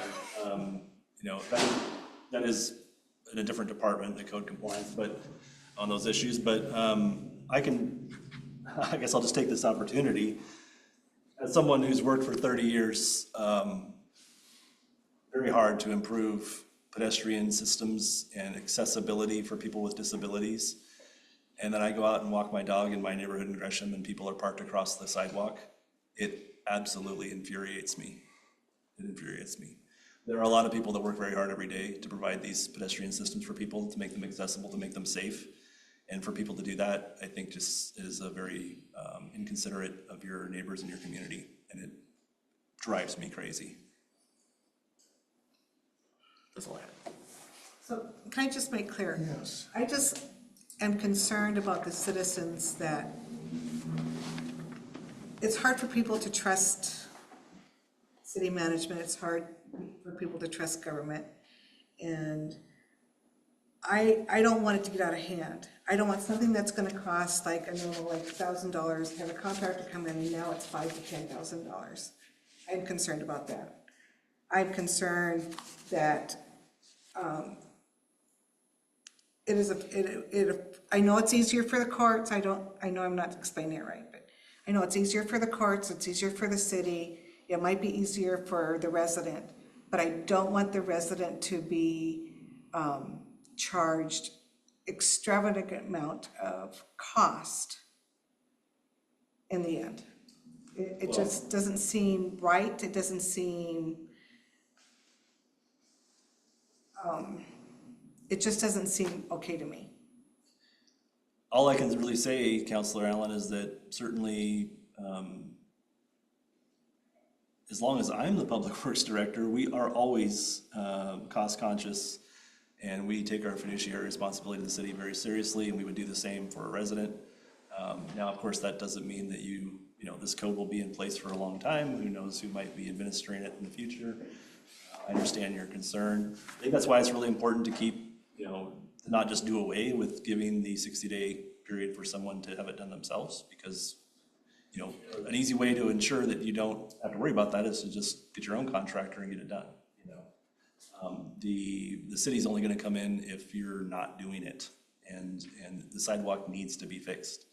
As I said earlier, in many of these cases, someone has already hurt themselves. And when someone's sending you pictures of their 80-year-old mother with her face busted open, you want to get that sidewalk fixed. And taking months and months and months to go through court, when oftentimes in those cases, people are accruing additional costs way beyond what they might have to worry about from cost escalation from the city doing the work. Court fees, penalties, all of those things. I think that this is the lowest risk to the homeowner, really.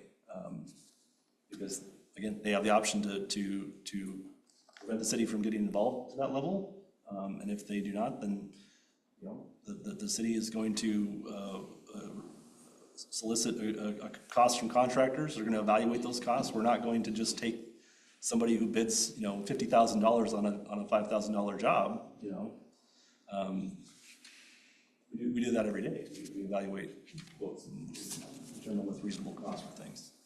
Is there an appeal process? Yes, and there's an appeal process. As I mentioned earlier, if someone disagrees with their assessment, they can request a hearing and move forward. I mean, I'm also concerned for those that get hurt. I mean, don't get me wrong. I just don't want somebody to be charged an abundant amount of money for a contractor to make money, right? So that's my concern.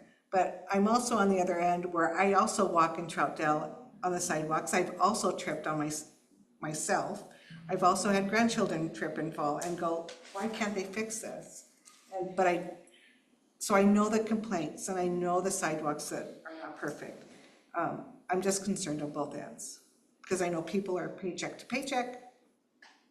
And then they're probably going like, I don't know how to fix this. I don't have $50. I don't have $1,000. I don't have $5,000 in my savings. I'm lucky to have 30.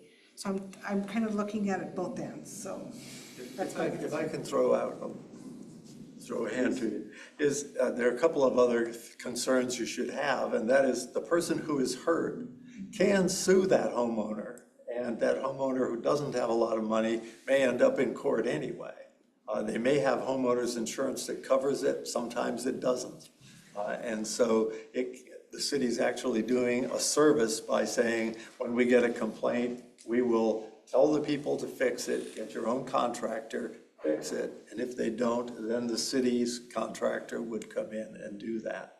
So it's actually a fairly orderly, and it protects the homeowner too from the litigation. So it's not bad. The other piece is I don't know who came up with this idea, but at some point, Ray called me and said he had been talking with Travis in the last year or so about this, and can the city do the work and not immediately charge the homeowner back, but instead record something in the records, whether it's the judgment of the court or a lien filing.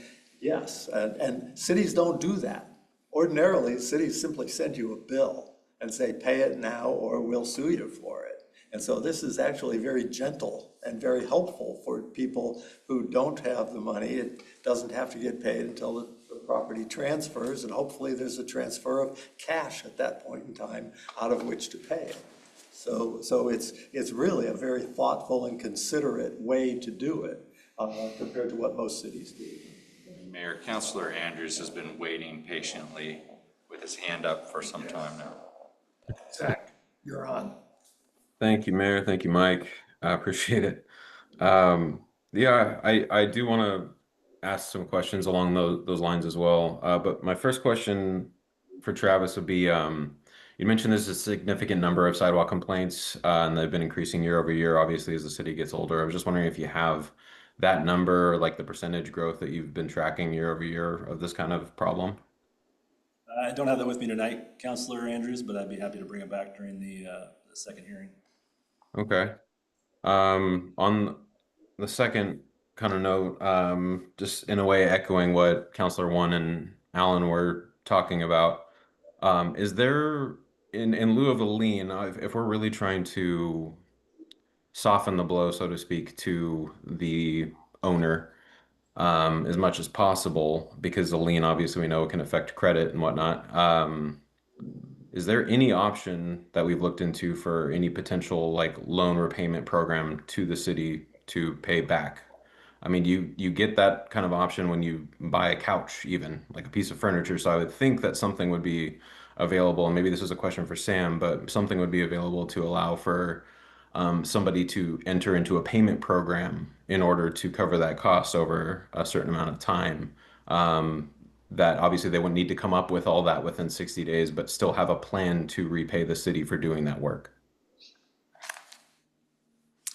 Well, the current, and I want to make sure I'm looking at the right section of the code here.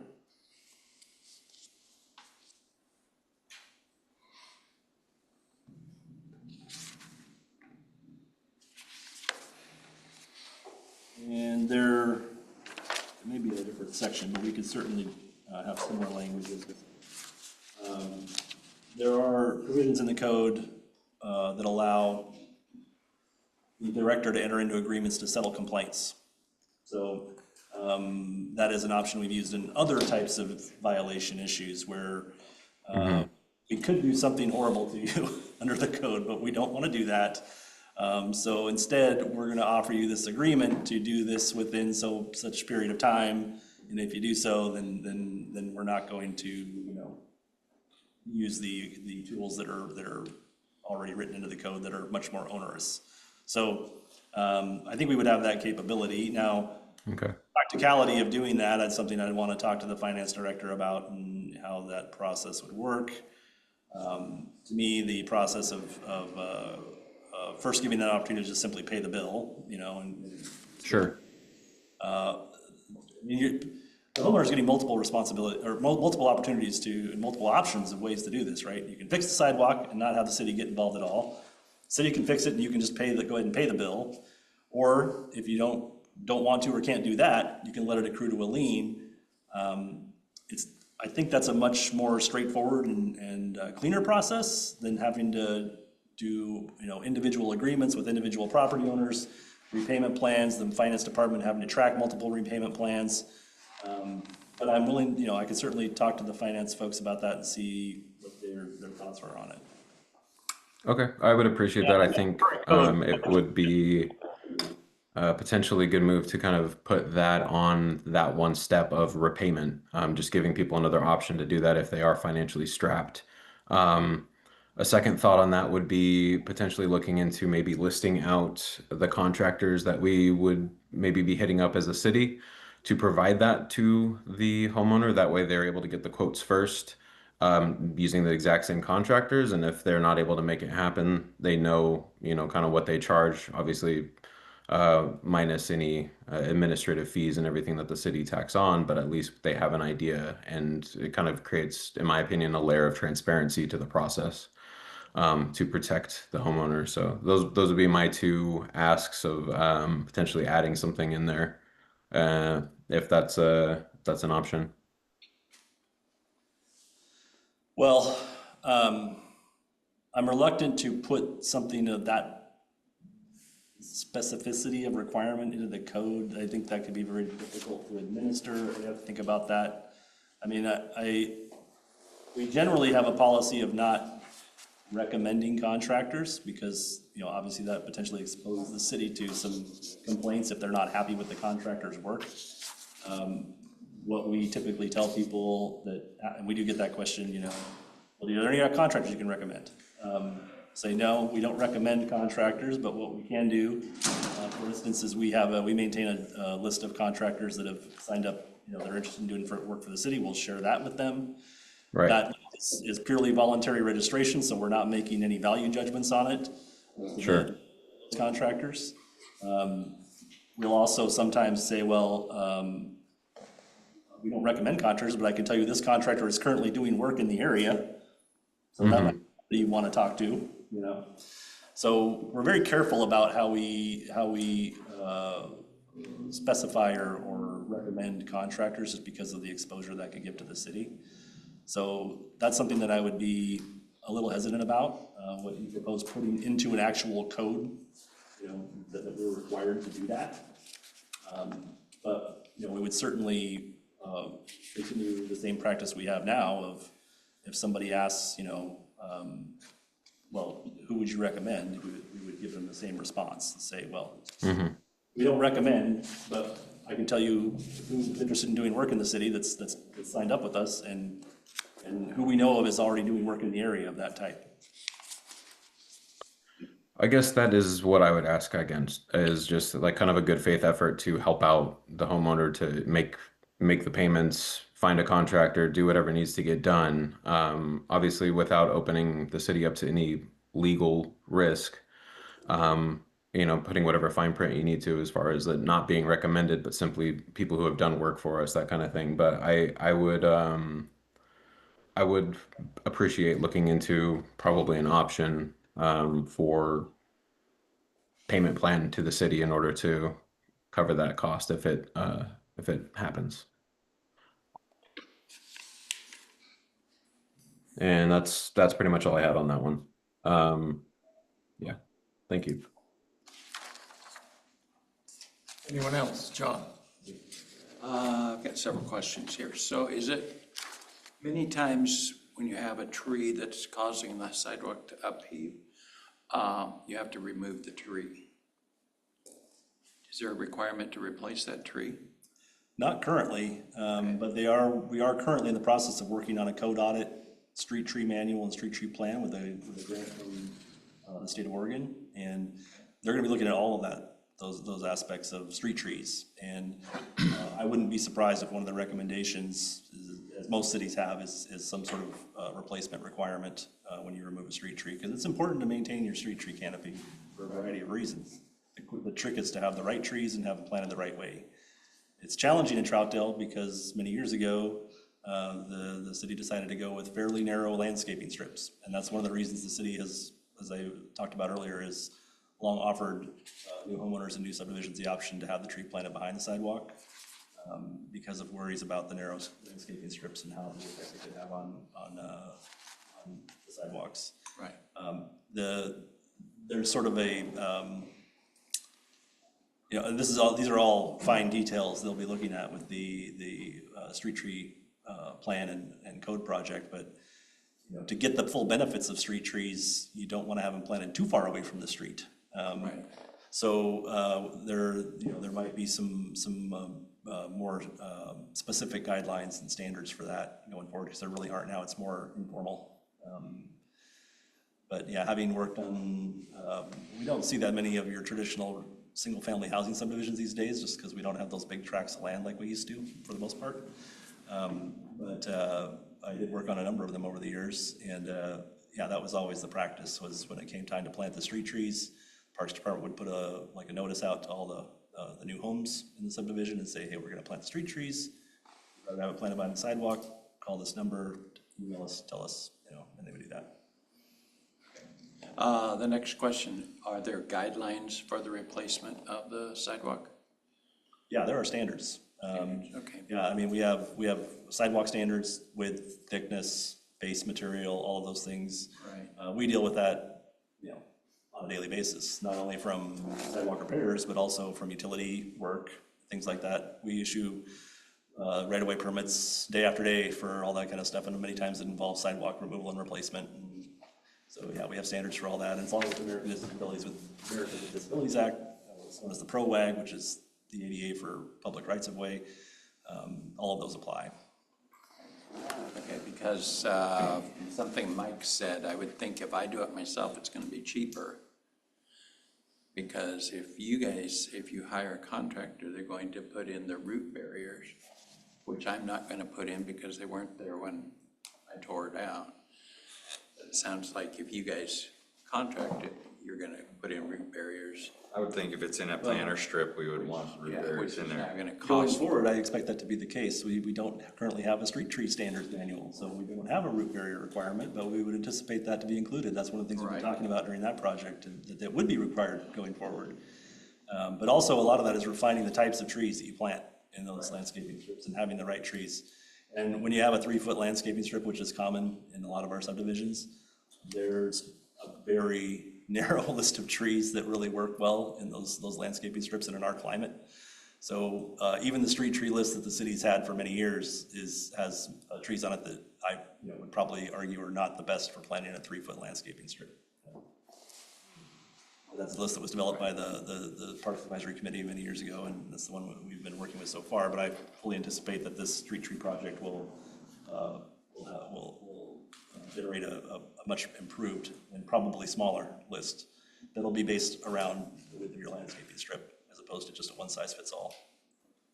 And then lastly, the lien, is there gonna be an interest rate on that lien? Statutory rate. Pardon? Statutory rate is what the text says. Okay, yeah, so the longer it takes to pay it off, the more it's gonna cost me down the road. Okay. Good. Yeah, and that's why I think it's important to provide people options, like I talked about, if you want to avoid accruing that interest, and you can afford to, then you just pay the assessment, right off the bat, and then you don't have to worry about any of those interest accruals or anything like that. Or you just fix the sidewalk before we even get, involved with fixing it. So the idea here was that along the way, you have multiple options of how to comply. Here's one more question. Can I get the city to replace the tree? We don't currently have a program for that, for just like the one-off tree replacements, except we are working with Friends of Trees. We have, our Parks Superintendent has been working with them. We had a tree planting event last year, earlier this year, I guess. So that was an opportunity for people to get help with having the trees replanted, and limited quantity, but I think we were able to serve everyone that turned out last time, and we're hoping to grow that program. I'm just thinking, you put the tree in, I have to tear it out and replace the sidewalk. You put the tree back in. Off your specific list. Anyway. That's it. Glenn? Yeah? So I see you keep raising your hand, but we're gonna do public comment. Okay. That'll be coming. You know, I'm kind of interested in the beginning of this code where you're talking about, see on page 4 of 8, it talks about, you know, duplexes can only be served by 1 meter and 1 sewer line. Now, I know we just learned that the state is gonna try making it so like a duplex can be sold as an individual unit. For, like, someone could turn it into a house, they could split it. So I'm thinking that would require 2 meters. Yeah, that's what this code says, Counselor White. Okay, so it is allowing for 2 meters. That's long been our policy for duplexes because they are prone to split. And a lot of the duplexes that were built back in like the 90s were built with 1 service per duplex. And then you would have owners coming in and wanting to do a lot split, turn them into basically townhouses. And that made that a lot more complicated for them because then they had to split the services. They had to put in new services, rerun plumbing. So it was a long time ago, actually. I can't tell you the year off the top of my head, but it's during the Jim Galloway era, if that helps some of you. We decided at that point to put in our construction standards that duplexes would each have to be served by its own services to be ready to be split in the future. So we've long had that policy. That, as I said, this is bringing together existing standards where some of it was in the municipal code and some of it was in the construction standards. The idea was just to bring it all into here so it's in one place, because we would find a lot of times property owners or developers they'd see one but not the other, you know, and so they would only have half of the picture of how they were supposed to set up their services.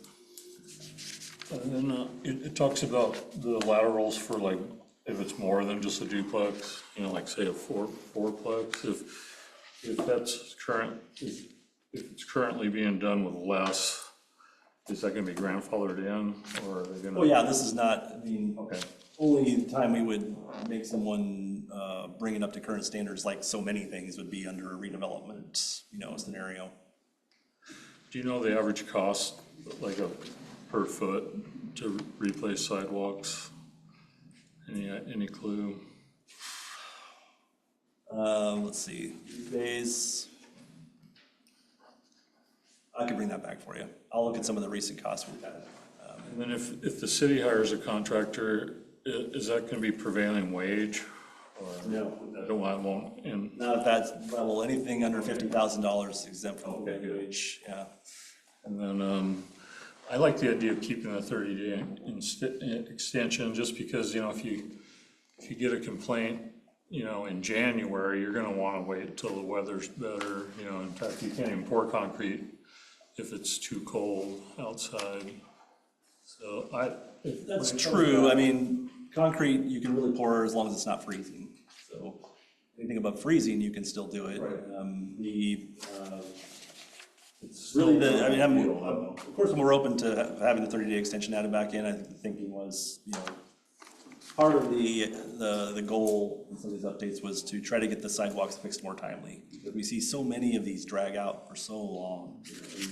As I said in my staff report, you know, there's the 60 days, and then we can give a 30-day extension, and then we use our, you know, we give people a break, you know, if they're making an effort and they're just not quite there, you know, but then they get stalled and it drags out further, and, you know, the idea was to try to get the whole process to be more timely, you know, and to get the sidewalk fixed in a reasonable amount of time.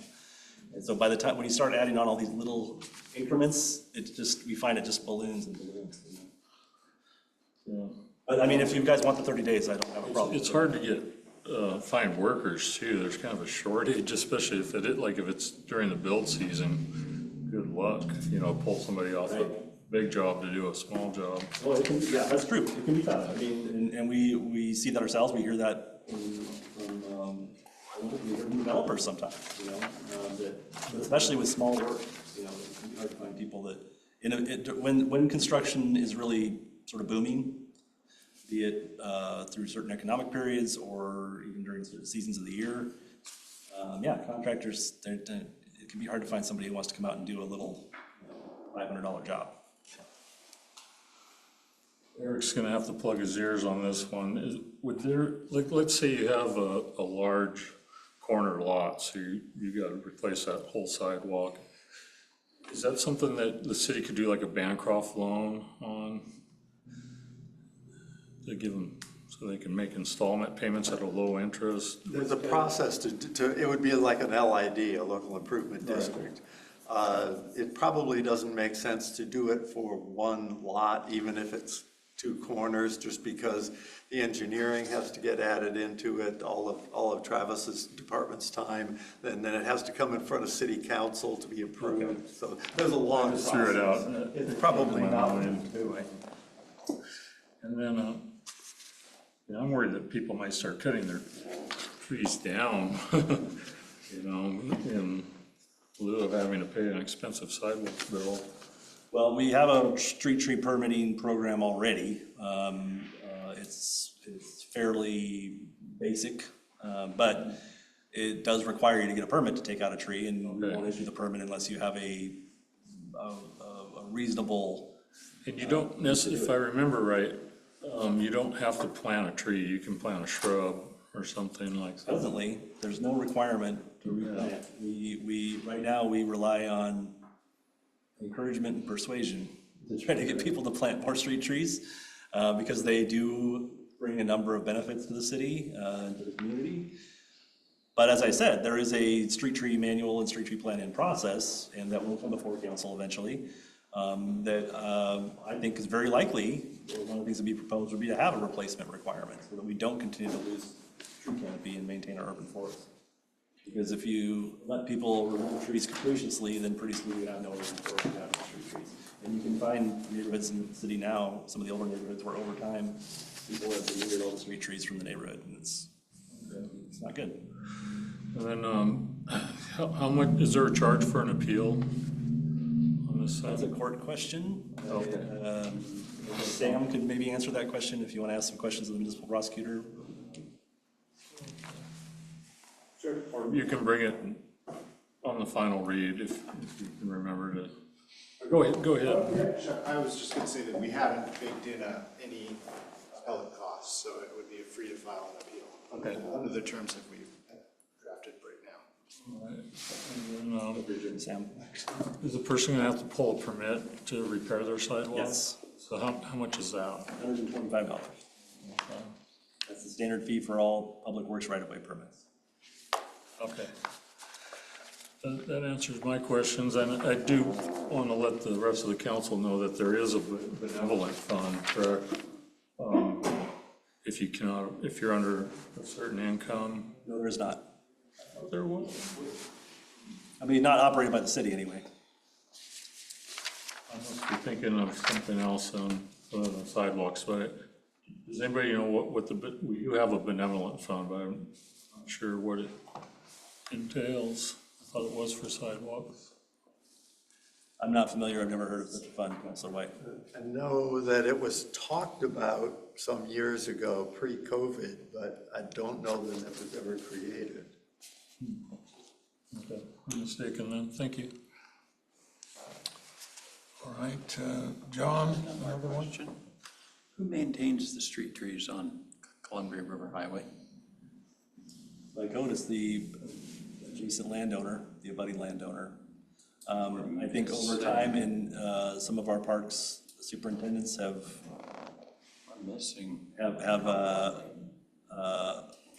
assumed some of that role, maybe appropriately or inappropriately. But by code, it's the abutting landowner's responsibility. It seems to me we're missing a couple. Yeah, I think a couple have been taken down over the years. That's why I just wondered whose responsibility is putting those back in or whatever. Yeah, I mean, in my opinion, they should be replanted. That's why we need that tree code. And we do have a street tree fund, you know, that, like I said, is capitalized by fees from developers. You know, they pay the street tree fees, and from time to time, there's a little bit left over after the subdivision's planted, and that accrues a little bit here and there over time, so we have a little bit of excess that we can do other street tree planting with. Jesse, did you have any questions? I think most of my concerns were kind of addressed by the other counselors. So I don't really have anything to add. All right, I guess one thing real quick before, I would be curious if Travis, if you could come up with some information. Zach mentioned about how many incidents of the city repairing sidewalks were. I'd also be curious of what the average cost would be per incident of the city repairing sidewalks. Well, under current code, we do not do that when it's a compliance case. So I don't have, there is no history on it. What I can provide, which one of the other counselors asked about, I think it was Counselor White, is we can look at recent sidewalk work we've had done ourselves for various projects, and tell you what the typical unit costs for that are for that work. But under current code, we do not go out and do the repairs if someone doesn't comply. Under current code, they are cited into court. And then it just doesn't get done if they don't do it. That's correct. I mean, I think you see cases where these go on and on and on. People just continue to fail to appear is often a problem, which was another reason to sort of try to get this out of the court system, because then you can avoid that problem of people just basically they fail to appear. The court, holds them in contempt, or I guess whatever the proper term is, and then says, well, okay, now you got to come back a month from now because now you got more problems, and they don't appear for that either. Yeah. Nothing ever gets resolved. I do have a couple. So you said that there's $125 permit fee? Correct. And is that's just to be able to do the work, to put a sidewalk in, correct? Correct. Okay, and is there a permit fee to cut down a tree? No. Street tree permits are currently free. Now, of course, that may change when all the new street tree stuff comes through the council, but as of presently, we don't charge for those. Okay, and then who inspects the sidewalk once it's done? The Public city? Works. Public Works does. Yeah. Okay, thank you. In fact, there are multiple inspections involved, typically 2, but sometimes more, depending on how it goes. So what if the homeowner decides I'm going to do it myself? We allow people, of course, to do work themselves. We always, when people say they are going to do the work themselves, we just always give them the cautionary note that you have to meet the same standards. So as long as you're comfortable with that, when we come out to inspect it, we're going to be inspecting it to the same standard that we would inspect, any sidewalk work. And if you repair it to the standard, then we'll happily pass it, And some people are successful in doing that, but we always want to warn people of that, because I think we do encounter some folks who overestimate their abilities with that kind of work, and then they are upset when they can't, do the work up to the necessary standard. Okay. And then hopefully the last question, is Troutdale Road, I'm assuming it's going to be those houses that are on either sides responsible for the sidewalk, or is the county or the city? The budding property owner is responsible regardless of the road jurisdiction. So it applies within the city limits.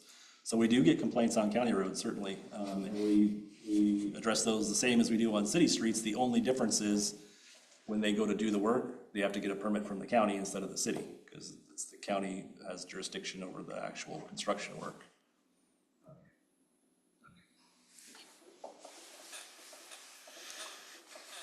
all right, I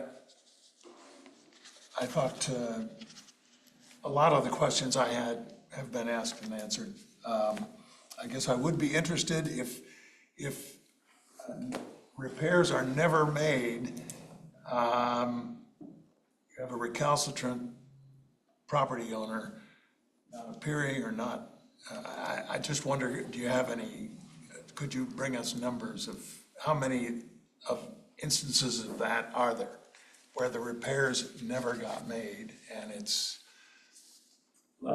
past the 90 days? Yeah, we maintain I'm wondering if it's 10 or 100 or 2 or, I just I think wonder. we're talking 100. 100. No, I don't think we're talking that many. Okay, I didn't think so Ones we get either. to that point are a small subset. Anyway, I'd be interested in that. My comment, I also think granting an automatic 30-day additional extension after the 60 seems reasonable.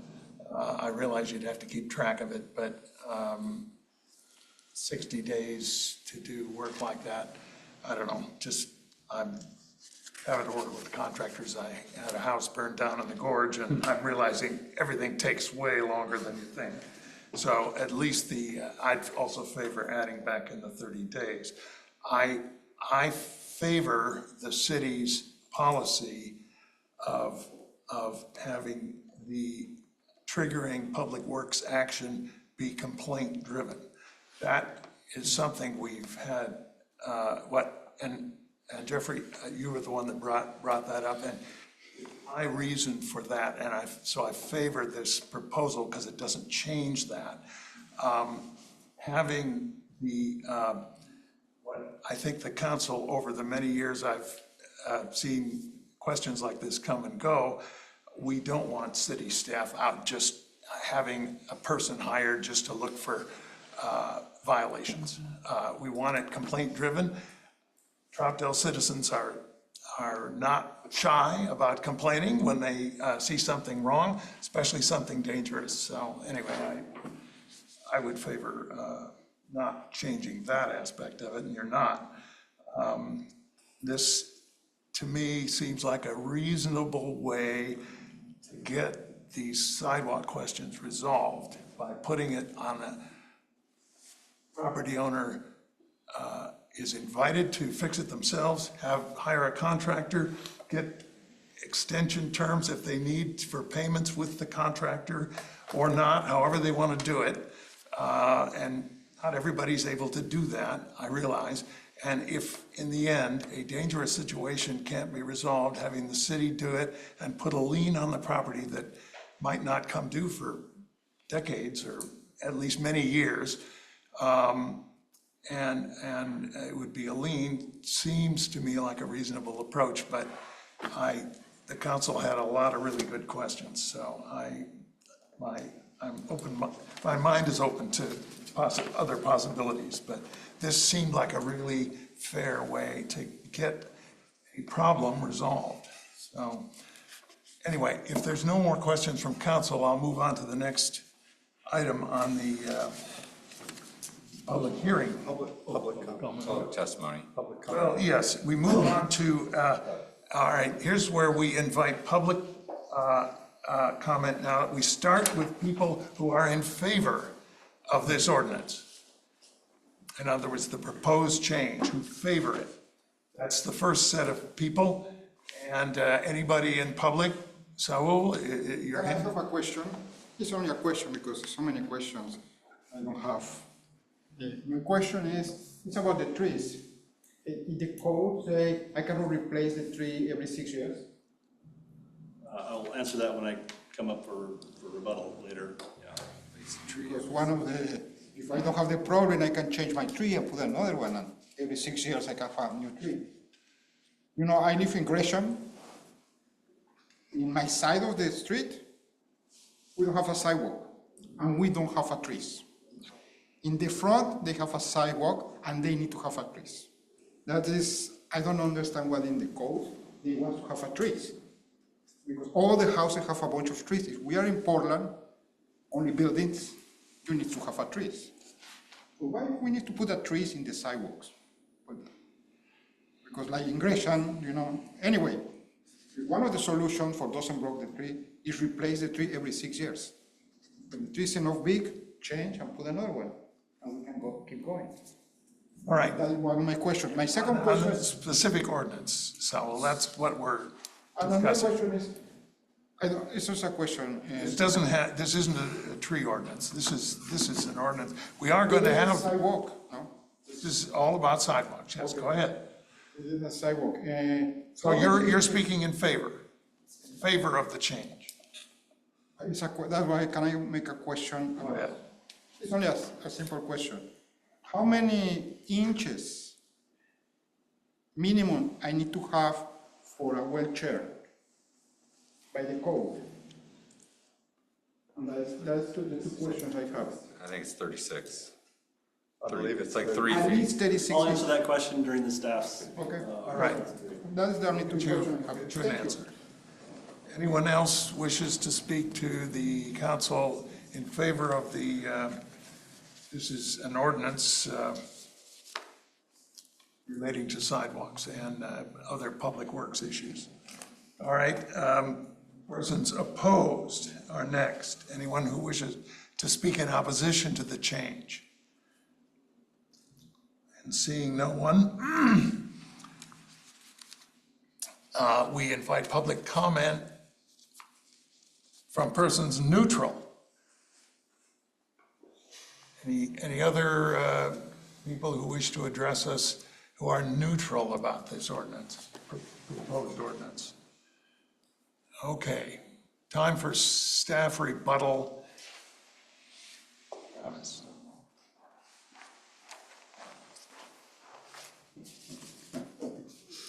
Thank you, Mr. Mayor. I think I'll prefer to use the term staff response. I'm not necessarily rebutting things, but there were two questions that Mr. Pompeo asked. Can he replace the tree periodically? The answer would be yes. I mean, and that can be a very good tree management strategy in terms of maintaining your street tree. You know, you would just need a street tree permit to say I want to remove and replace this tree, and what kind of tree you want to put in, or get advice from the park superintendent about what type of tree to put in. And I think in most cases, unless it was some sort of really special tree, that they would easily grant that permit and encourage it. So the only problem, I mean, there is one sort of downside to that obviously the maturity of a tree is one of the important aspects of what makes the tree valuable. More mature, more canopy is better, but if someone said, well, the tree roots are going to cause this sidewalk to get messed up, and I'd rather get it out in front of that problem, so I'd like to take this tree out and replace it with a different one, then I'm fairly certain we'd be open to that. Yeah. The other question he asked is, what is the minimum width and what we call clear width for a pedestrian path under the ADA? And in this case, I'm specifically talking about the what's known as the PROWAG, the Public Right-of-Way Accessibility Guidelines, which basically is the ADA for public rights-of-way. That would typically be 60 inches, 5 feet. There are cases where it can be lower, but generally speaking, that's the target clear width for a pedestrian path in the public right-of-way. And that's because you have people going both directions, is largely where that comes from, so that you still have clearance for a mobility device or other disability type, the disabilities that they consider. Seems like I see sidewalks narrower than 5 feet. Well, absolutely, because there's a lot of legacy sidewalks out there that don't meet the So the PROWAG is. couldn't build them now, is what you're saying. Correct. So the PROWAG was only put into the Federal Register within the last year. It had been developed over a period of about 20 years, but it was tied up in various, discussions back and forth between the Access Board and various different, the disabled community is a broad community. It's not, I mean, this is something I have to tell people all the time. It's not just about wheelchairs, right? There are many disabilities that people have challenges with, and the PROWAG addresses a whole range of them. So, and they all have different needs, and in some cases competing needs. And so it took a long time for them to get to a standard that everybody was okay with, and finally put that into the Federal Register. But most of us in the public sector have been following the PROWAG guidelines for well over 10 years, because everyone knew that was going to be the standard. But even during those 10 years, they've continued to evolve a little bit here and there, to what we have today. So are they grandfathered in right now? Well, so there are certain grandfathering provisions around some things like ADA ramps, for instance, if they were built to the ADA standard when they were constructed, if they were in compliance with the standard that was in place at the time. You've got to remember that the ADA's only been around since the early 90s, or at least current form. So there are provisions where you can potentially grandfather things, but that's usually around sidewalk ramps. I have not seen that applied to sidewalk widths. In most cases, what you have in public, in municipalities and other public agency settings, road agency settings, is you have a bunch of problems out there that are not current, do not meet current standard. So you have an ADA transition plan, which this council saw ours a few years back. Adopted a new ADA transition plan, and basically what that transition plan says is, yep, we've identified all these problems. We went out and looked around the whole city and we found all these deficiencies, and they're way too much for anybody to do in any short period of time. So we promise that we're gonna work incrementally over a period of time to try to address all those, and we've made systems for prioritizing which ones we're gonna address first, second, third, fourth, fifth. We've done all that, the city's done all that. And while I can't sit here and guarantee, or probably Ed can't guarantee, that no one would ever file a lawsuit against the city, that's our best defense, is to say, well, we have an ADA transition plan as the law requires. We have been working on that ADA transition plan. The council and the budget committee have continued to fund ADA upgrades in the public rights of way year over year, which is very important that you continue to do that, to ensure that we are doing what is best, not only for our legal protections, but best for the community, because accessibility is accessibility for all. It's not just you make things better for someone in a wheelchair, you're making things better for everybody. So it's important that we continue to do that work. We are currently, this week, started construction on this year's round of ADA ramp upgrades around some of the city streets. If you're in the right parts of the city, you'll see some of that work going on. So yeah, it's important that we keep doing that. Nobody expects us to be up to standard at every place in the city next week. We do it within the resources we have available, as long as we keep making good faith effort to get there. Mayor, in the interest of time, considering we have another public hearing, I recommend that we close public testimony at this point in time and continue to the October 28th hearing to conduct second reading and deliberation. I think to complete the public hearing process, which is almost done, we invite questions of staff from council. That's just the next step, and John asked one. Anybody else have questions, further questions from staff? All right. Now I can close the public hearing to a date certain, which would be, the second reading is scheduled for October 28th, our next council meeting in 2 weeks. So close this, and thank you. And moving on, we've got another public hearing. This is the introduction of an ordinance to adopt development code amendments to allow for the creation of historic districts. I will run quickly through the public hearing procedure. Staff will present a staff report followed by questions, if any, from City Council for the staff. We will then open the hearing for public testimony, first to persons in favor of the ordinance, next persons opposed, next to persons neutral to the ordinance, and then a chance for rebuttal or response by staff. Finally, questions of staff from the council before we adjourn this to the next. This will also have a second reading at the next council meeting. So please proceed with the staff report. Good evening, council. I was not prepared for the projector to not be working. A presentation for you all. I didn't print out slides like Marley, unfortunately. I think you all have computers. Do you want this one? I can see from Dave's. Yeah, I'll bring mine over. Thanks, so. Supposed to get a TV, I guess, to replace this thing. So this is LU 0013, 2025. As mentioned, it's a text amendment to the Development Code, creating an application process for historic districts. So today what we're asking, a request text amendment to TDC section 6.515, historic landmark applications, that outlines an application process for historic district designations. What we're not asking is an approval of the historic district, so this is only for the application process. This is not, we're not bringing forward a district to you today. A little project background. In the fall of 2024, staff presented a street topper concept to the HLC, consistent with the downtown area's tourism and visitor branding efforts. While the committee liked the street topper concept, it was thought the design reading historic Troutdale was a blanket approach and didn't necessarily capture a particular place and time of Troutdale's history.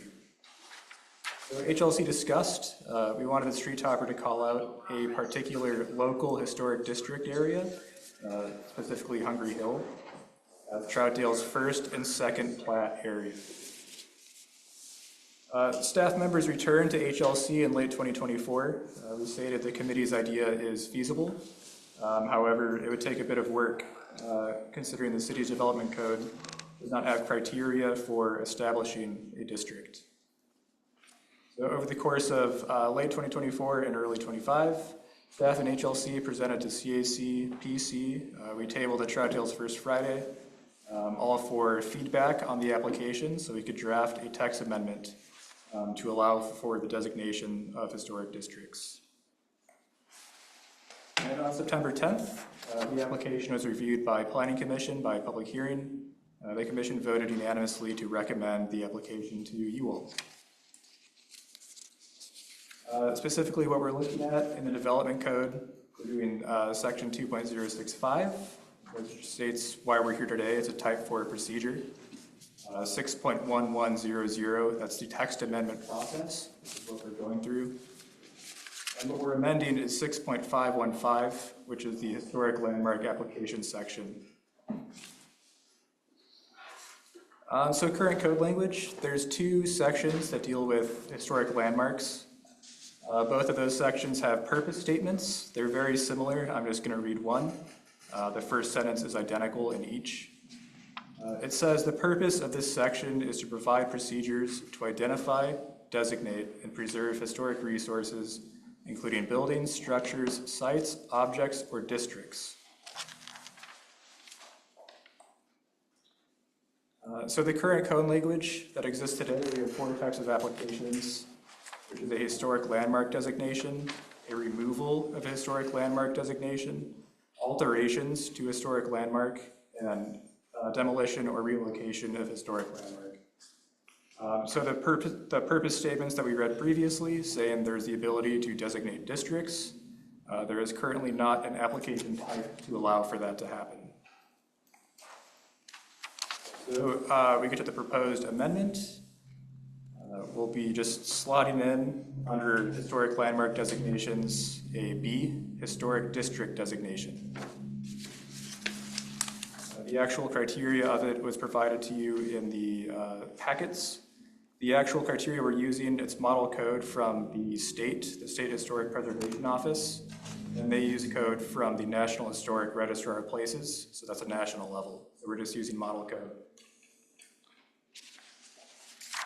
Approval criteria for the text amendment, there are 5.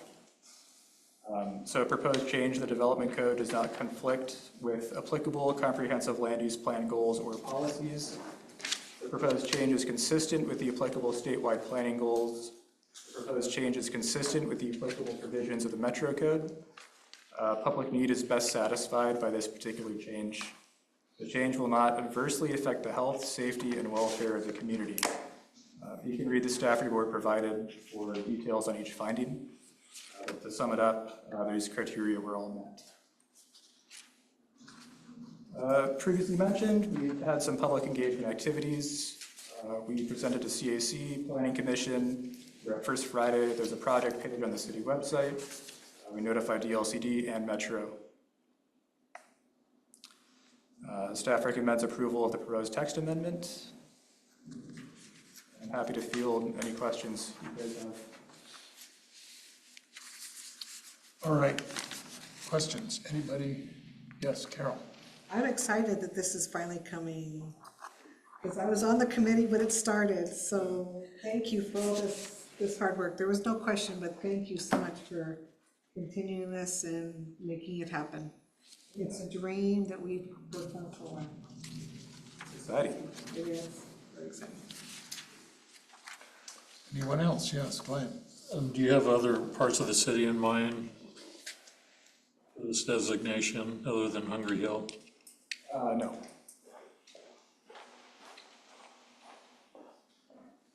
Anyone else? All right. Well, we'll move on then to, I'll open this is a public hearing. We are not adopting this ordinance tonight, but it's a first reading. And we are going to take public testimony at this time, starting with persons in favor of the ordinance to establish historic districts. And anyone online or here in the room? Yes, we have someone. Please state your name and the city you live in.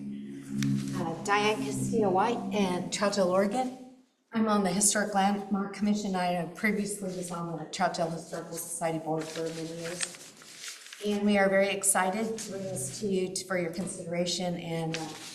And I just want to make one note about this as well.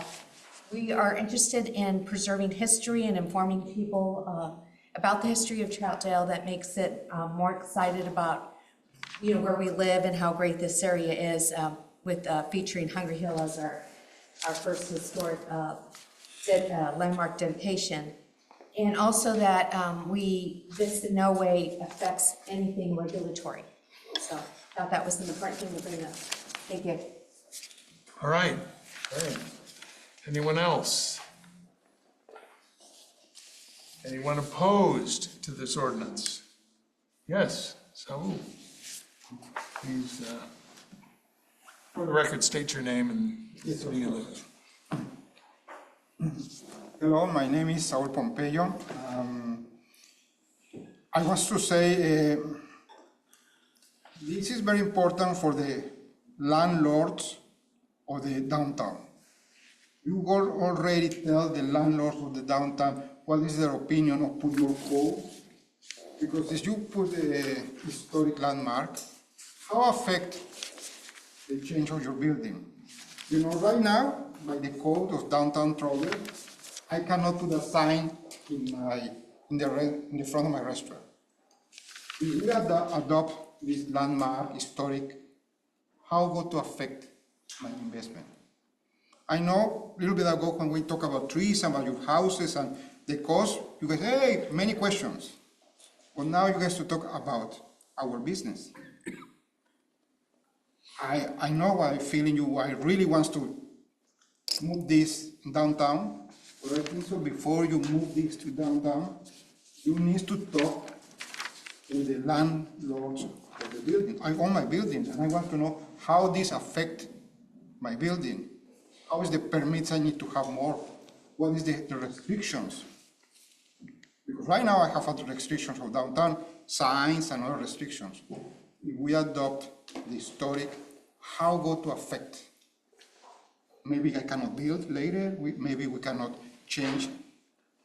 I think so, before you go more, you need to invite all the landlords and explain how this change can change the rights of the building.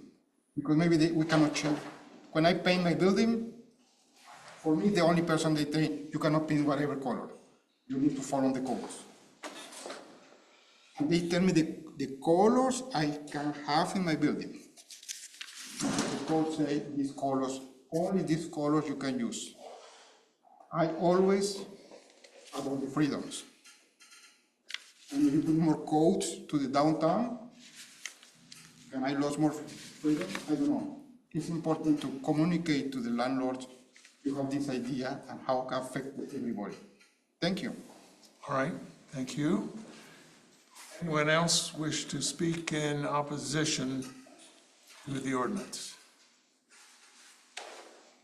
Yeah, is there anyone who's neutral who wishes to address the council on this matter? Establishing historic districts. All right, city staff, please, this is your chance for rebuttal or response.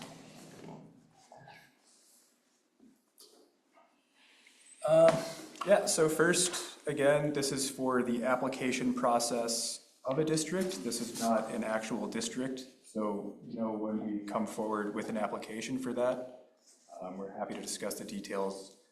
And when we do, HLC, we've been talking about having flyers or knocking on people's doors in the affected area to let them know if the district's going to be non-regulatory, right? The creation of the district will impose no additional code requirements, effectively how it is now versus having a district would have very little to no change on the property owner. And Nick, can I just interject that this is completely voluntary, right? Correct. They have to, You have to they opt come in. and apply to get into this program. That's right. So if you're a property owner who wants to, you can submit an application, go through a public hearing for approval if you meet the criteria. But yeah, it's again, non-regulatory. So we'll interact with property owners when it comes. Is the boundary of the district you're talking about, does it encompass the north side of historic Columbia River Highway? Not the north side, no. The north side. It's modeled after the first plat in the first edition. So that does not include that north Hill. side. Yeah, that's what I'm thinking. It sounds like it, so it would not impose anything on the location of your restaurant. Would his restaurant even be capable of entering or applying to be part of the district? You could apply to be a historic landmark, and then those protections and code requirements would apply. But just being in the district would not impose any additional regulations.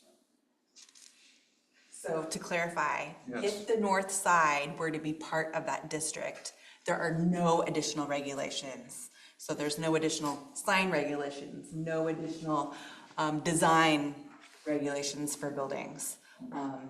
It's just a line, really a line on a map that lets us put up street toppers and, additional, interpretive signs about the history of that area. All right. Anyway, the ordinance we're looking at doesn't establish the boundaries yet. Correct. It just allows districts to be formed. All right, very good. Thank you. And, I have one question. well, all right, let me move on. I've got the script. That was the city staff. Okay, we'll move on. We'll close the public part and move on to questions from council. Now your turn. Now you're on. Clarify, if Saul wanted to be in that district, he would have to apply to get into that district. Hungry Hill? Correct, somebody would need to, make an application that. Because I was on the Historic Landmark Committee when we were talking about Hungry Hill, and it was my understanding it was going uphill. It was nothing. It was not north, and so that would technically be a different district from Hungry Hill. That's a future conversation. There's my But, yeah. All right. Any other questions from council? All right, seeing none, I will close the public hearing, and the second reading will be at the October 28th, 2025 council meeting. So I'll close this public hearing. Moving on to agenda item number 6, staff communications. Well, there's an update, then we'll go back to 3.4, but an update on Old City Hall. I'll make it really quick. There's one line on Exhibit C that states what the applicant intended to do with that, the old City Hall building, which was brew pub, restaurant, brewery and distribution. And then when you look later in the same page, under the building requirements, it says the developer shall, or the buyer shall, and then as you go into that, operate a brew pub and restaurant. That's basically it. So what I'm asking for is for the city council to allow the city manager and staff to allow the buyer not to do his distribution and brewery operations right now. He still intends to do the restaurant and brew pub, and he's asking to temporarily use the lower portion as storage so he can open his restaurant and get it. He still intends to, at some point in time, bring the brewery operations back in, and the place has already been plumbed, it's been built for it, it's all set, he just doesn't have the tanks, and he's in a disagreement with a partner for those things. I think, could you point out where in the staff report Sure. this appears? While he finds that, let me just add that 187 of the packet, all the way almost at the back. And it's at the very top of the page, Exhibit C, the very first line of that. Simply indicates what the intent was. Y'all see that? Like the very first line, it says, intended use of a restaurant, bar, and beer brewing operation and distribution activities. That's the very first line. And then if you go down to the fifth paragraph here, and it's The fifth paragraph? then when you get into the bullets, Yes. and you go down to the last bullet, you'll see that it says a brew pub operation and restaurant. This is where it says the buyer shall, and then it says, and otherwise partially restore, remodel, renovate, reconstruct, and newly construct the necessary improvements to establish and open a brew pub operation and restaurant. So that's what the buyer shall do as part of the agreement. The description at the top is what the buyer's initial intention was. So there's no legal per se requirement that they actually do the brewery and distribution activities. The requirement is that they have a brew pub and a restaurant.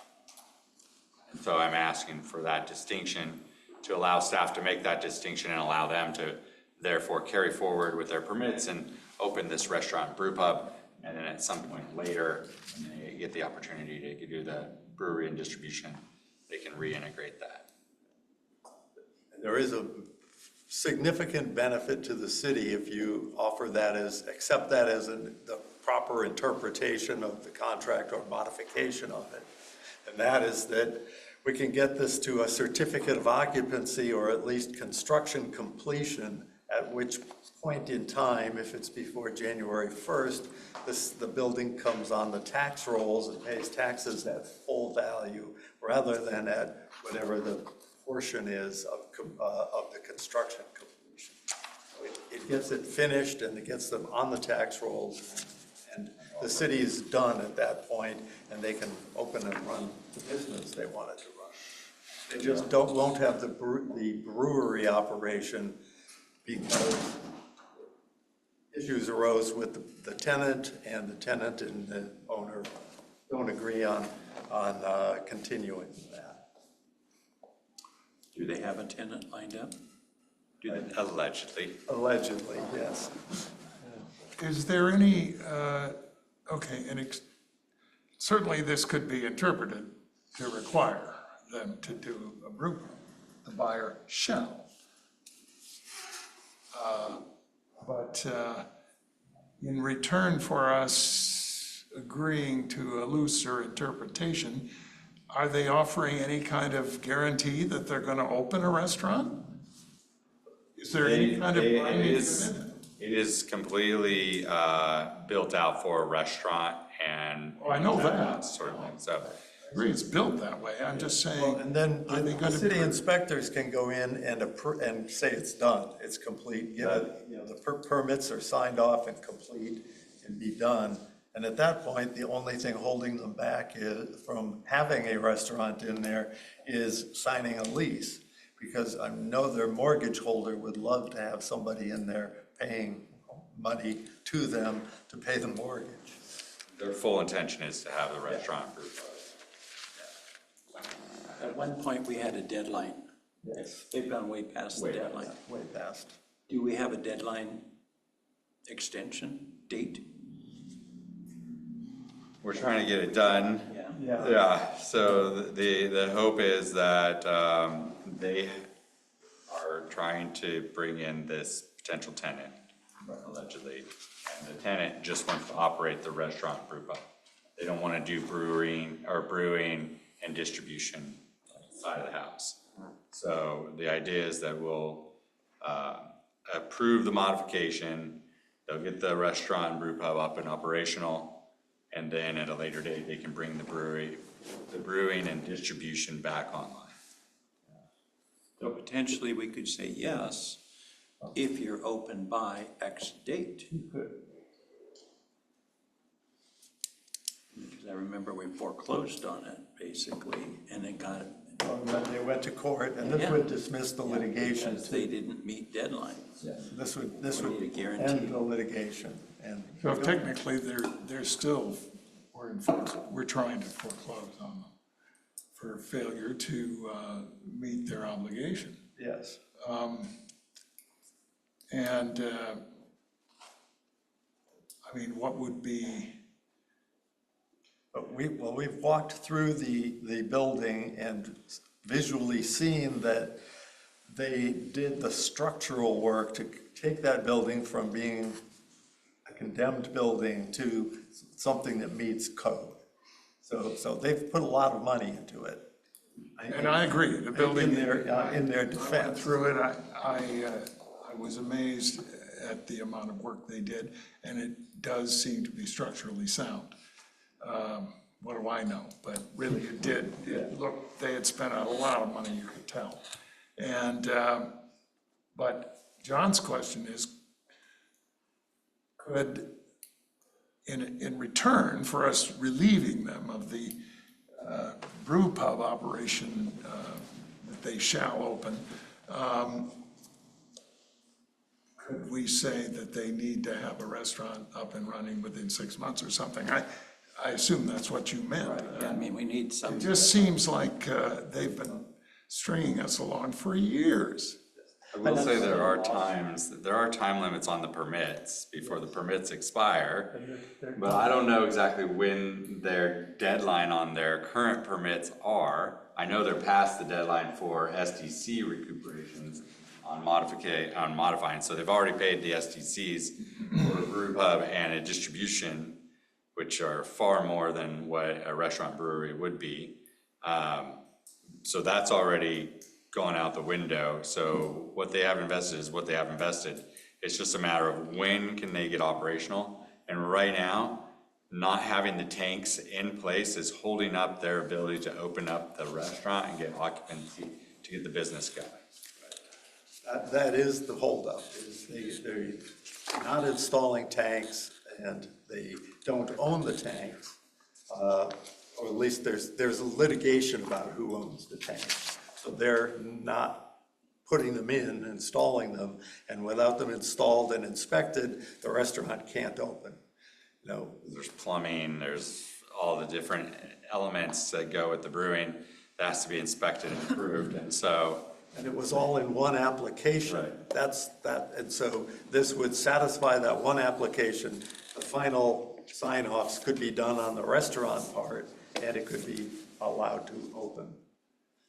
I don't think they can get. Isn't a specific action item in the packet that I noticed anyway. What are you asking? Staff is just asking that the council give us the nod of approval to continue to negotiate with the buyer and allow them to do the restaurant and brew pub that's identified here under the buyer shall, and Just do a restaurant.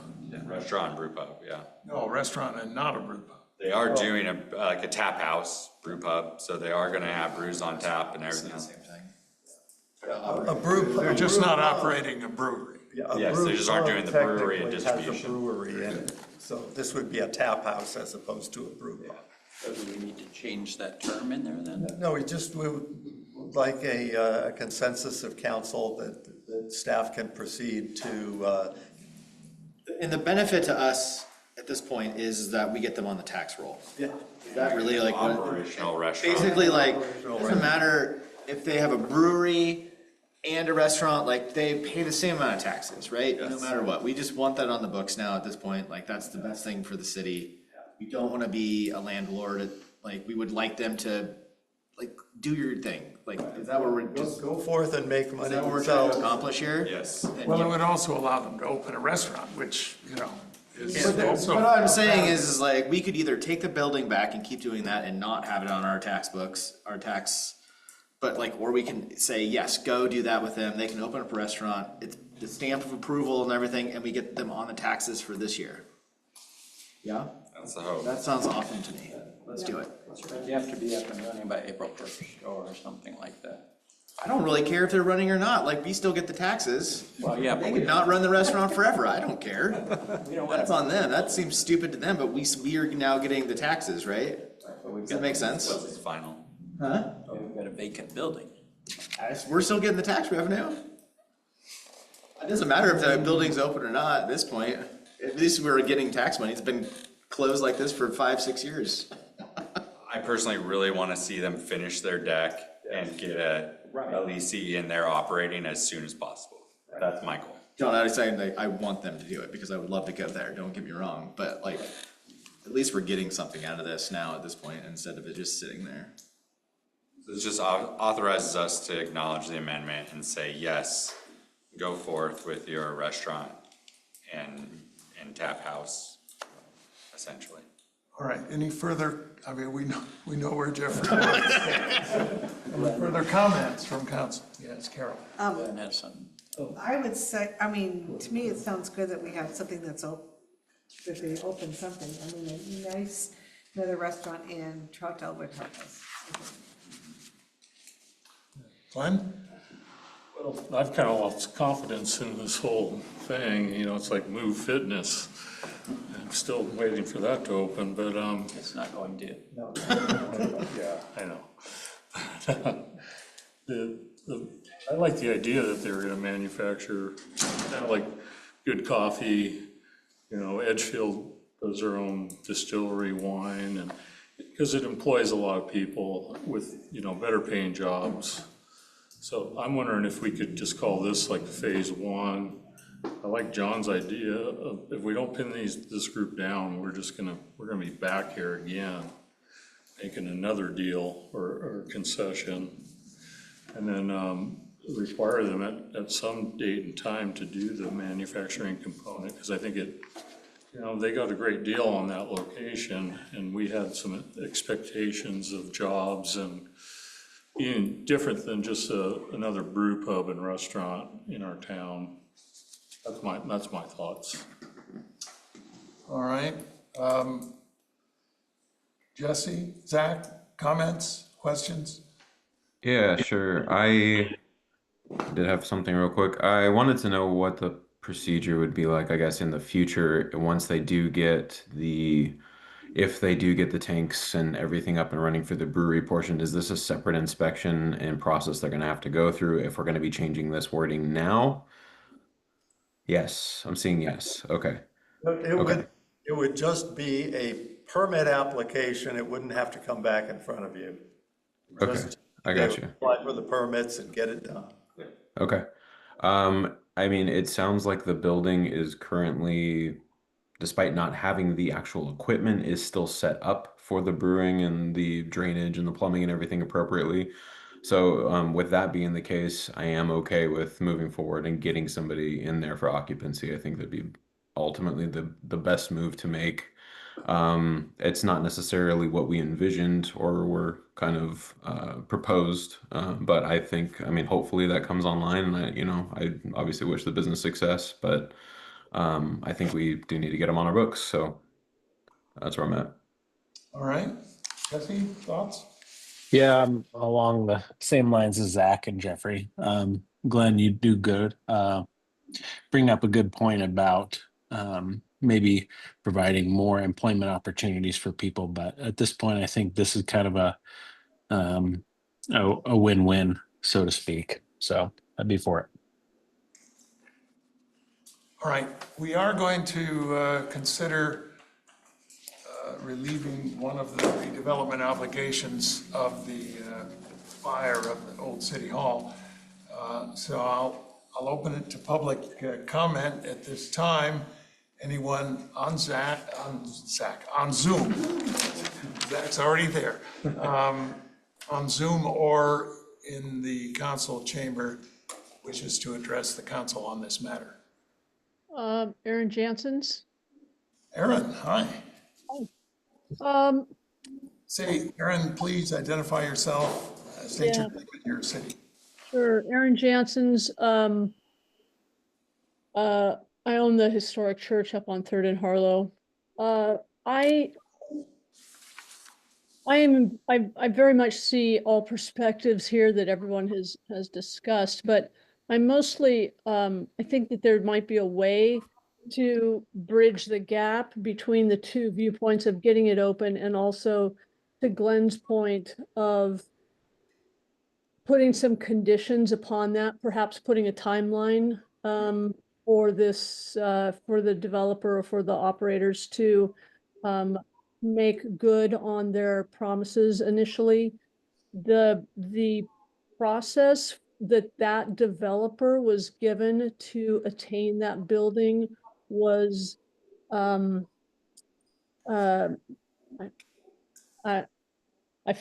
personally felt excluded from that process. I was interested in the building, and that person was given the developer was given priority over other people. And so with that, I feel like he owes the community to fulfill his promise to the community and to the city. And with that, I think that there should be a timeline put upon that so that, say, from 3 years from now, he's got to fulfill the responsibility or the obligation to make good on the brewery. Some timeline. And but I understand everybody's point of wanting to get the business open as soon as possible, get it on the tax rolls, get another operational business, get a restaurant brew pub open. That all makes sense, but they still need to fulfill their obligation that they made 5-6 years ago. All right, thanks. Aaron, anyone else to address the council on this matter?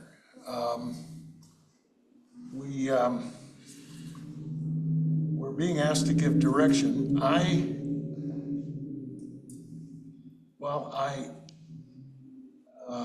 would favor some sort of timeline as suggested by John and Aaron and Glenn. I'm worried about,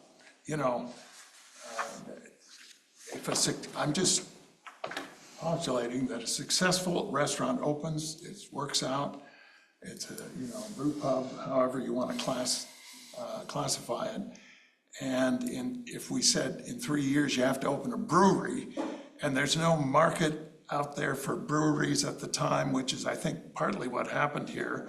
Brew pubs were the flavor of the month 5 years ago, not so much now. I don't think they're dead, but they're closing.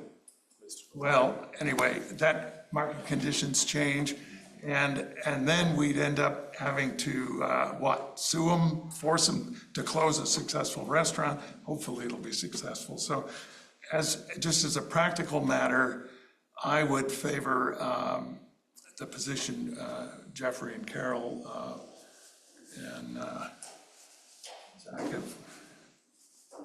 Jesse have expressed. And so it's not a unanimous, since John and Glenn would like to put a timeline, but do you recommend we vote on it, have a motion? Or should we just, that's a consensus of a majority? I think there's latitude in here to allow city manager to make the decision anyways. I wanted to bring it to you, just Good idea. basically because you were the ones that set the standard to begin with, and I just wanted your Can I ask a question? I think what Aaron brought up, I want to respect what she brought up.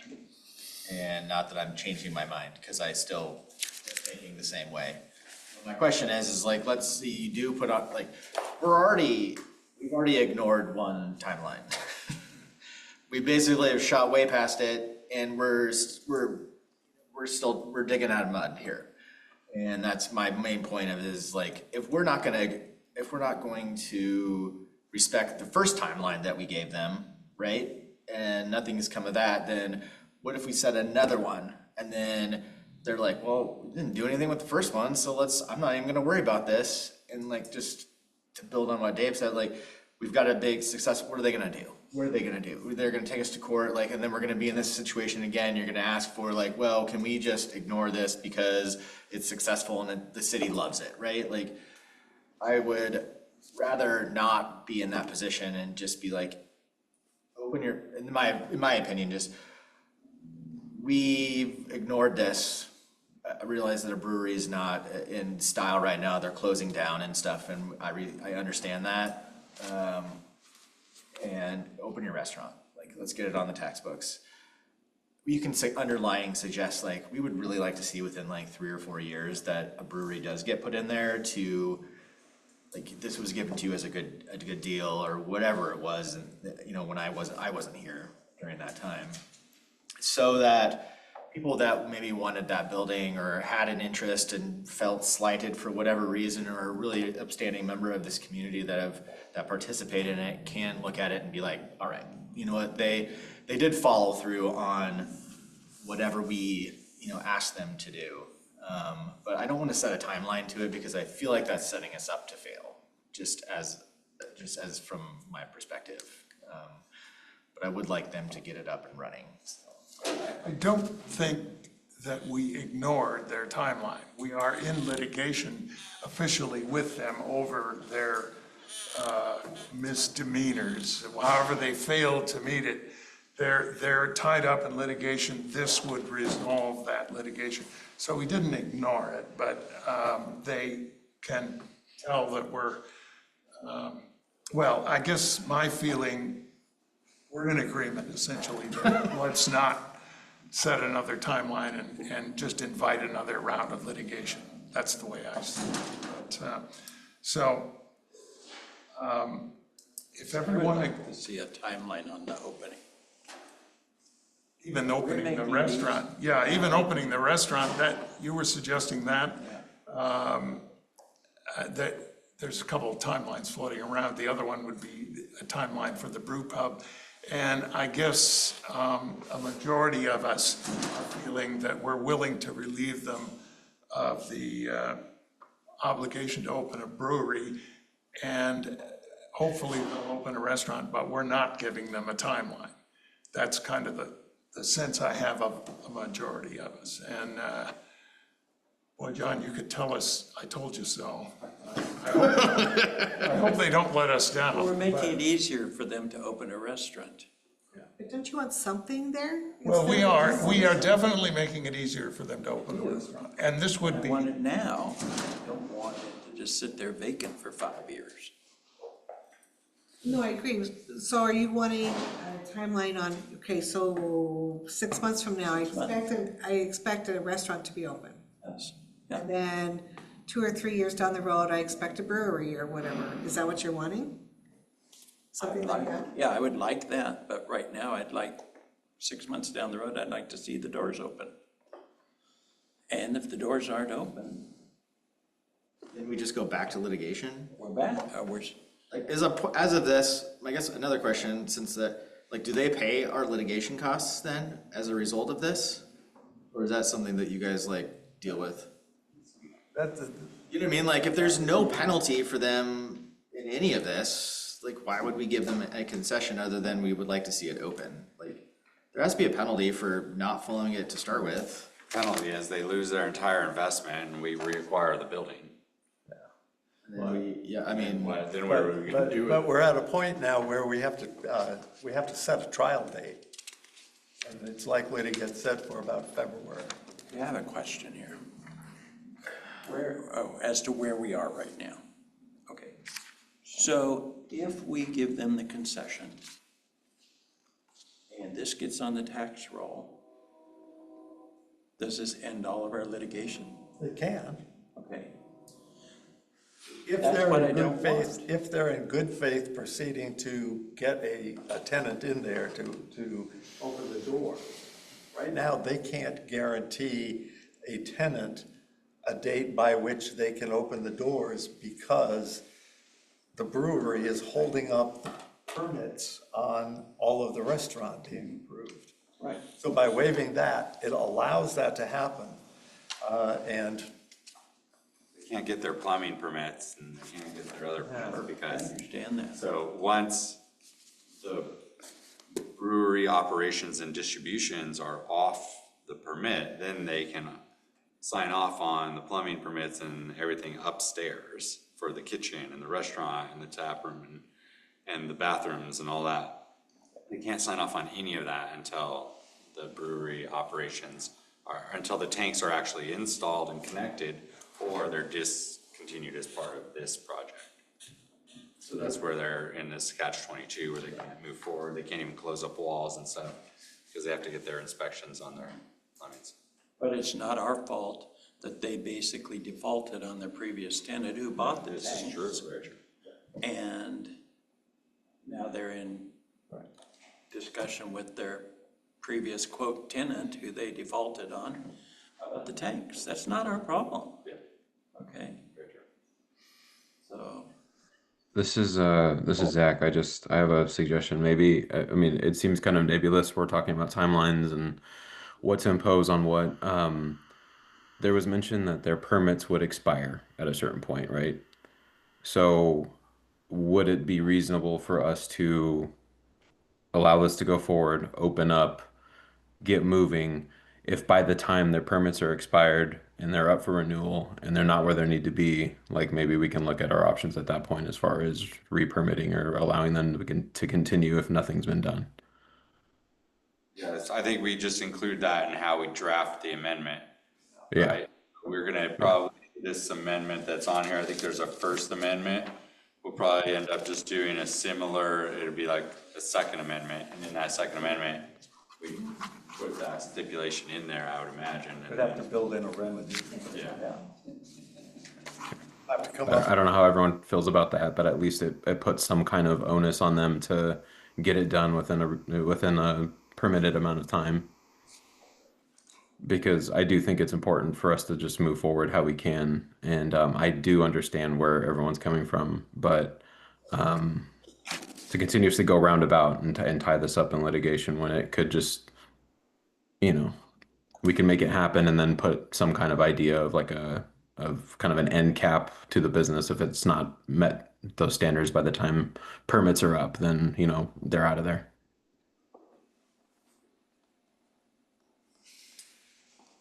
Any idea how long that is?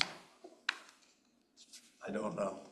I'd have to ask. How long are Do the you know where permits? Heather is on that? Do you know where Heather is on the inspections of the building, like how far it would be for their permit currently? The old City Hall building? To be completely built out. No, like when do their current permits expire? When do they expire? I don't have the expiration date when they expire. It's 100, I can tell you, for any permit that they have, it's 180 days from their last inspection.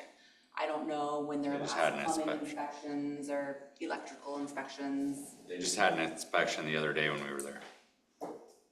So, They're 180 days from, say, Monday. I'm just guessing. possibly. Which puts us all the way into June, but I have a feeling that this will be a lot faster, because they can probably sign off on plumbing tomorrow, and then they can shore up the walls, and then they can close up the ceilings and start getting stuff operational. Okay, I mean that to me is a fair assessment. If it's looking at June before summer, if the business isn't open, then like no more permits issued kind of thing, like when they go to reapply or whatever, if that's the case. But like that gives them that time and that good faith effort of on our part to basically be like, look, like we're giving you a chance to get this done, get open, and make it work, but at least it puts some kind of timeline on it within I would say a reasonable scale when it comes to the permits. So then we put in no permit extensions. Well, we're directing staff that when they do the amendment, they include that no permit extensions. Right, okay. Essentially. I mean, we all realize that if it gets right down to it, they'll come back and ask for more time. That's what's gonna happen. So, but anyway, that's at least something in the way of a deadline. Would that satisfy you, John? Yeah, I mean, I just want to see it open. Yeah. Yeah, I think that's kind of where we all are, except maybe you, Glenn, would you go along? Could I ask two quick questions? Of course. This might not be appropriate, but do we know if their contractors are getting paid or have been paid?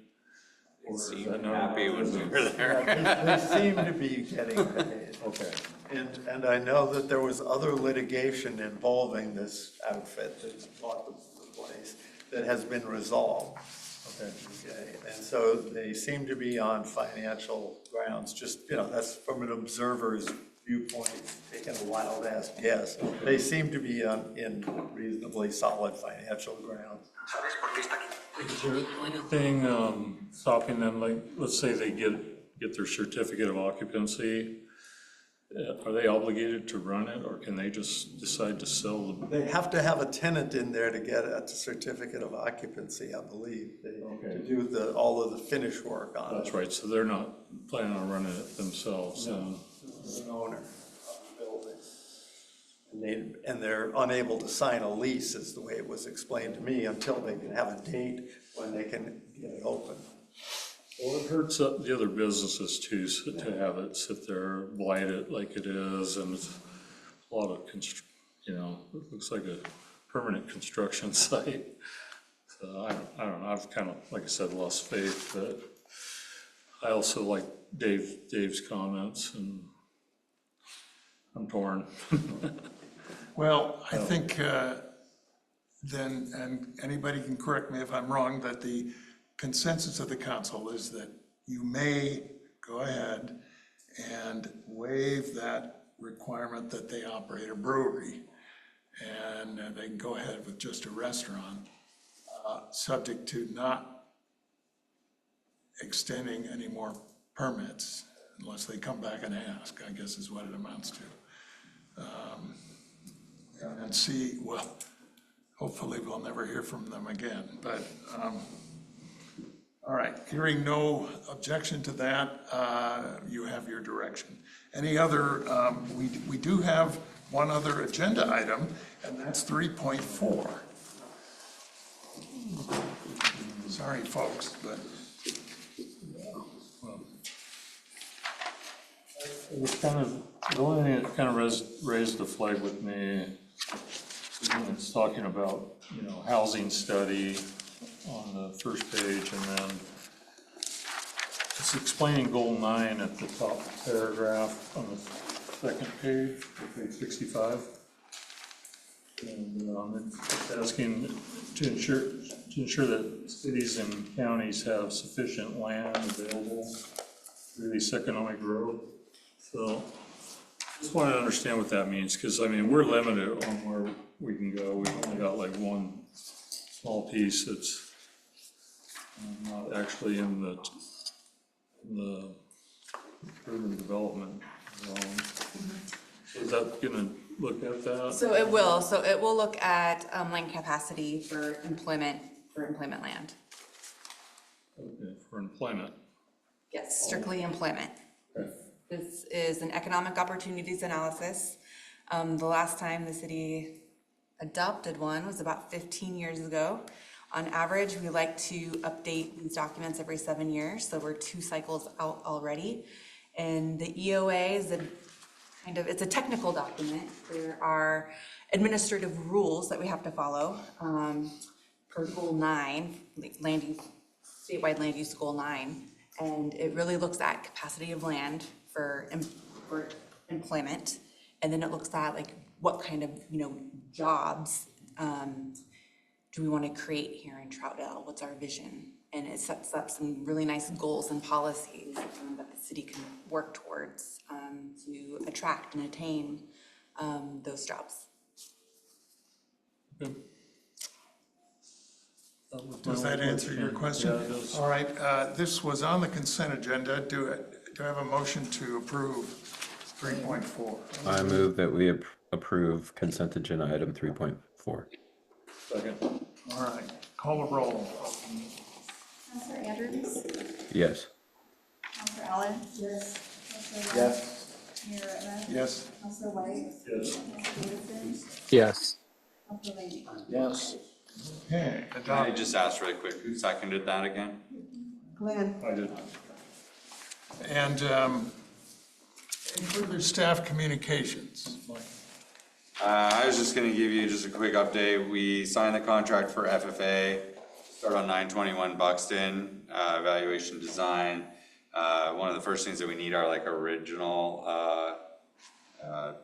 designs, so it's gonna take a little bit to have FFA kind of either dig those up, find them, or create some for us.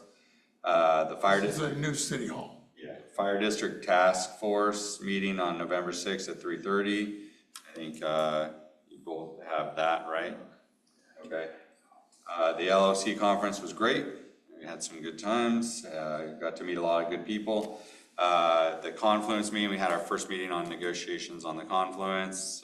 Not much to report back yet, but I'll kind of update you on that. And then finally, there's some scuttlebutt going on with Multnomah County MHCRC, and it's like declining budget and funding for that. They're the Cable Regulatory Commission, and so there's some discussions going on amongst the all Multnomah County cities on that agency and what's the future for it. Decreasing cable franchises and everything else since everyone's going to internet. That's all I have. All right, council communications, Zach, you're first. Alrighty, thank you, Mayor. I do have a few things I'd like to bring forward. First, regarding a suggestion this past week from the Citizens Advisory Committee, there was mention of the idea of restarting an intern program, so I just wanted to throw that past Mike, whether he sees any opportunity to explore that concept. It could be a good way to engage local students or residents who want to learn more about the civic process, media, and community planning.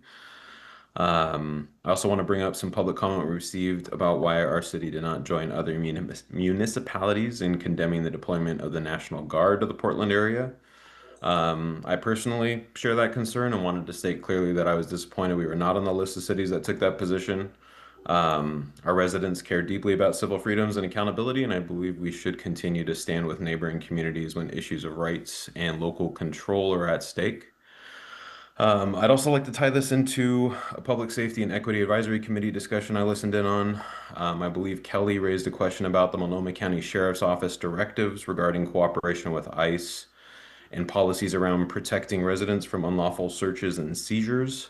It may be helpful to know what capacity they serve the community to our benefit in that regard, but they do confirm on their website. I found that they, as local and state police forces, are not supposed to cooperate with ICE under state law. And so I'd also like to make sure that residents know that resources exist if they ever do feel that their rights have been violated. The Oregon ACLU's Know Your Rights info is available online and very helpful. Oregon Sanctuary Promise Hotline is 1-844-924-STAY. If someone in your family has been detained by ICE or you witness an ICE raid, you can call the Portland Immigrant Rights Coalition hotline at 1-888-622-1510, which is available 24/7 with language support. And that is all my comments for tonight. Thank you. All right, Carol? I have one on homelessness on Cheshire Trail. What is happening with that and the safety of people trying to walk on that trail? Because after I saw pictures of what was posted, I don't feel safe walking on that trail. So how can you guarantee my safety and citizen safety? Which trail? Cheshire Trail. So We're working on it. that is what I wanted to bring, and I know that because they left 1,000 acres, so what are we doing with that? So, to answer your question, Counselor, the cleanup continues. So, Rapid is out there every morning, going out, cleaning up debris from 1,000 acres, moving people on. Oregon Department of Transportation has a lot on the other side of the Sandy River on the south side of I-84. They're also monitoring their property. Department of Forest Services are monitoring their property in and around 1,000 acres in Sundale Island. You have Oregon Parks are monitoring their property at the Lewis and Clark.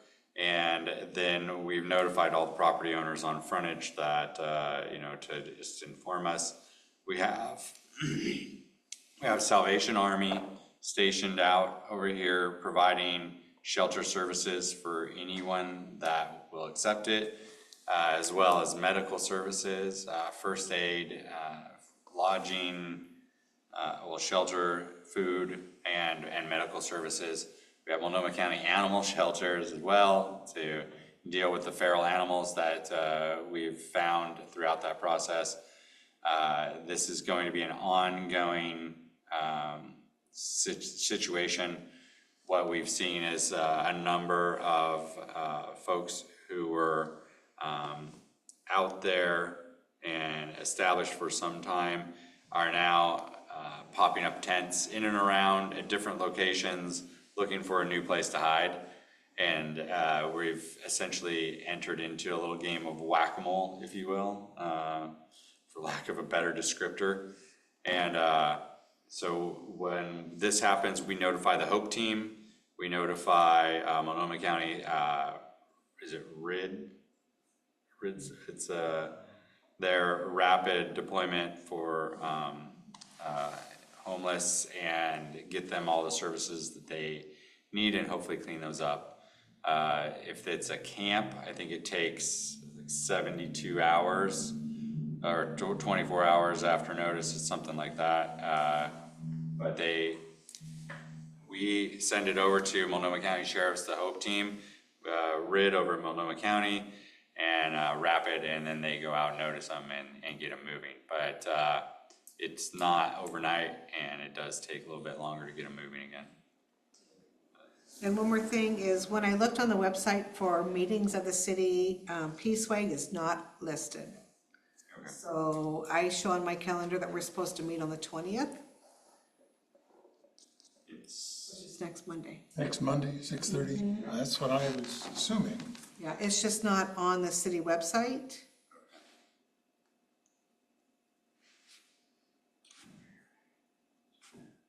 Special, it's in my calendar, so it must be true. It must be true. I'll let Sarah know. All right. Is that it, Carol? That's it for me. Free? That was really good, Carol. Thank you for bringing that up. I think that, Mike, we should follow up with Jonah at the state, just to, I don't think that them just doing that was enough. Make sure that they're aware of this ongoing need for help from either Multnomah County Sheriff and or the state police to get them moving away. I didn't have a whole lot. I did want to address Ms. Velasquez's concern of the public safety fee. She left, and so I'll follow up with her. But I've had a couple people not reach out necessarily, just when I've been out walking around and talking about the public safety fee, and that they were not like super excited about it, and I didn't like disagree with them. I don't disagree with them still that it's not super awesome. But I do want to just reinforce that there was a lot of discussion amongst ourselves. There was a lot of discussion amongst the budget committee group. It was distributed, and there was ample opportunities for people to come and give public testimony as whether they agree with it or they don't agree with it. We heard both, and so I don't want the notion out there that we willy-nilly did this and didn't provide opportunities for the public to give their feedback to this group before we did it. I didn't necessarily want to have to do that, but I think, as we all know, it was vital for our budget and for us to provide public safety services to our community. And it hasn't, in my 3 years of doing this, it hasn't been too often that we've come and gotten criticized. You two gentlemen have been here way longer than I have. And so, I want her to know that it was thoughtfully done, and with the understanding of that not everybody is going to be excited about it. I'm not excited about it, and I understand the highs and lows of that, but just so that people know, we did provide ample opportunity. It was very thoughtfully done, and we would be excited to get rid of it if we can get a fire district on the books, which will cost people more money than this public safety fee. So, but again, that's all I have. All right, I thought I might talk with Cynthia Velasquez also to explain, because it's not easy to explain, but really it was the least painful that we could come up with. We in fact were unanimous in favoring one. The 2 votes that were against the one we adopted wanted a higher fee. So it was something we none of us wanted to do, but we felt we were obliged to do for the safety of Troutdale. I did want to highlight, we had a history pub night last night, we meaning at Edgefield. This is held at Blackberry Hall in the Edgefield complex once a month for some months of the year. I think November is the last one until spring again, but it's called History Pub, and it invited 5 Troutdale artists to bring their examples of their work and then give a talk, each one a short talk about it. And it was just a magical evening, I thought, to show these creative people how much they contribute to Troutdale and how much they love Troutdale. And so the people that were able to come for that night that were invited, Lori Harrell from the Troutdale Arts Center. It was a digital artist, painter also. These were all wonderful artists. Donna Irwin from the Columbia River Gallery, her framing work, that was her specialty. I didn't know anything about framing. Anyway, Donna Irwin was here. Dale Larson is a wood turner. He explained how he makes these bowls out of these beautiful woods. He had some examples. Lucy Blue is one of the glass blowers that works there at Edgefield in the little glass house across from the herb garden near one of the buildings. Anyway, she had examples of her work, and then Marlena Nielsen worked on the Clara Lotterell Larson statue that's in Mayor Square. She explained how that was done, and anyway, these were all wonderful artists, local people that work in Troutdale and contribute so much to our city, and I just wanted to acknowledge them and all the great work that what they contribute. I also want to answer, Zach made a point about why we, Troutdale, didn't join all the other mayors to protest the National Guard coming to Troutdale. I was told about that the day before. I actually got a call from the press, why aren't you joining that? And somebody finally sent me, it was Mayor Wilson of Portland had a 4-page long, four full pages of statements that he wanted all the mayors to sign on to. And look, folks, it had statistics and things about the composition of the workforce in Oregon that I frankly didn't know anything about and didn't feel there was a reason for me. I mean, my personal view would be one thing, but for me as mayor of Troutdale, to say Troutdale buys onto all the stuff that was in that letter, I couldn't in good conscience do it. So I didn't join it. Haven't gotten a whole lot of flack from it, but I appreciate Zach's remonstrance, but I still think I did the right thing. I mean, Troutdale, this issue, as it was presented, I felt the best thing was, I didn't feel jumping on the bandwagon was the way to go to represent Troutdale. So that's why I did what I did, and I stand behind it. I think that's all I have. Go ahead, Glenn. Yeah, I had a good time at the 100th anniversary of League of Oregon Cities. Mike was there and Carol and my wife went, and we spread out and covered a lot. I took a ton of notes, so if anybody has any questions, I'd be happy to share them, and I'll probably share what I learned with Mike. And you know, sometimes it takes courage to not just follow like everyone else. And at the League of Oregon Cities, Mayor Wilson gave a speech not nearly as good as Zach's. His comments, I think, were much better, but just to give you an idea, only about 30% of the audience applauded him when it was over. So there's different views, like Dave said, and Troutdale's purple. You know, we're half red and half blue, but we get along because we're all neighbors. So I think we can set an example. And I have a family member whose business is right down in the heart of all this activity. And if you haven't been down there yourself, you should, if you're gonna make bold comments, you should go down and see it for yourself and see what's going on, because it's not a safe situation. And I really worry about my family member it's a female that has to go down there by herself quite often. So that's all I have. But Jesse?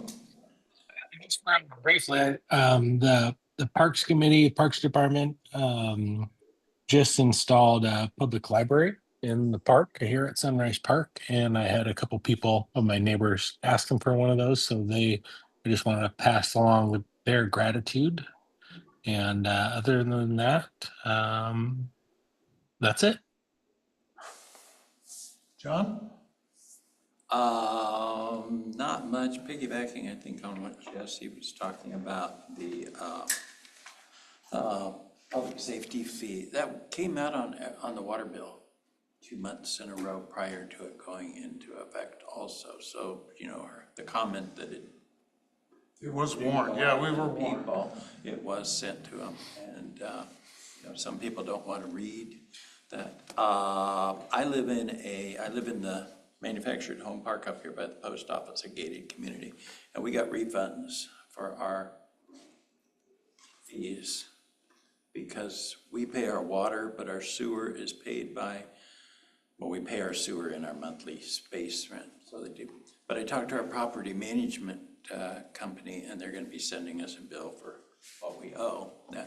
But he is actually going to take verbiage off of the city website because he said the city did such a good job in explaining the fees that they're actually going to use that to inform all of the residents in our neighborhood as to why it is. But yeah, he was very impressed with how the city explained it.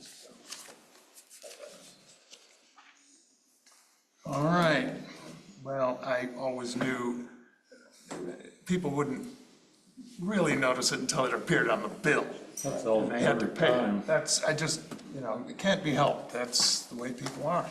That's the way I am, probably most I was of the in time. City Hall after it hit, and and people didn't want the facts, it was on there, and we got this, and it's like, I don't want to read anything. All right, I would entertain a Move motion to adjourn. adjourn. Second. All in favor, say aye. Aye. Aye. Aye. All right.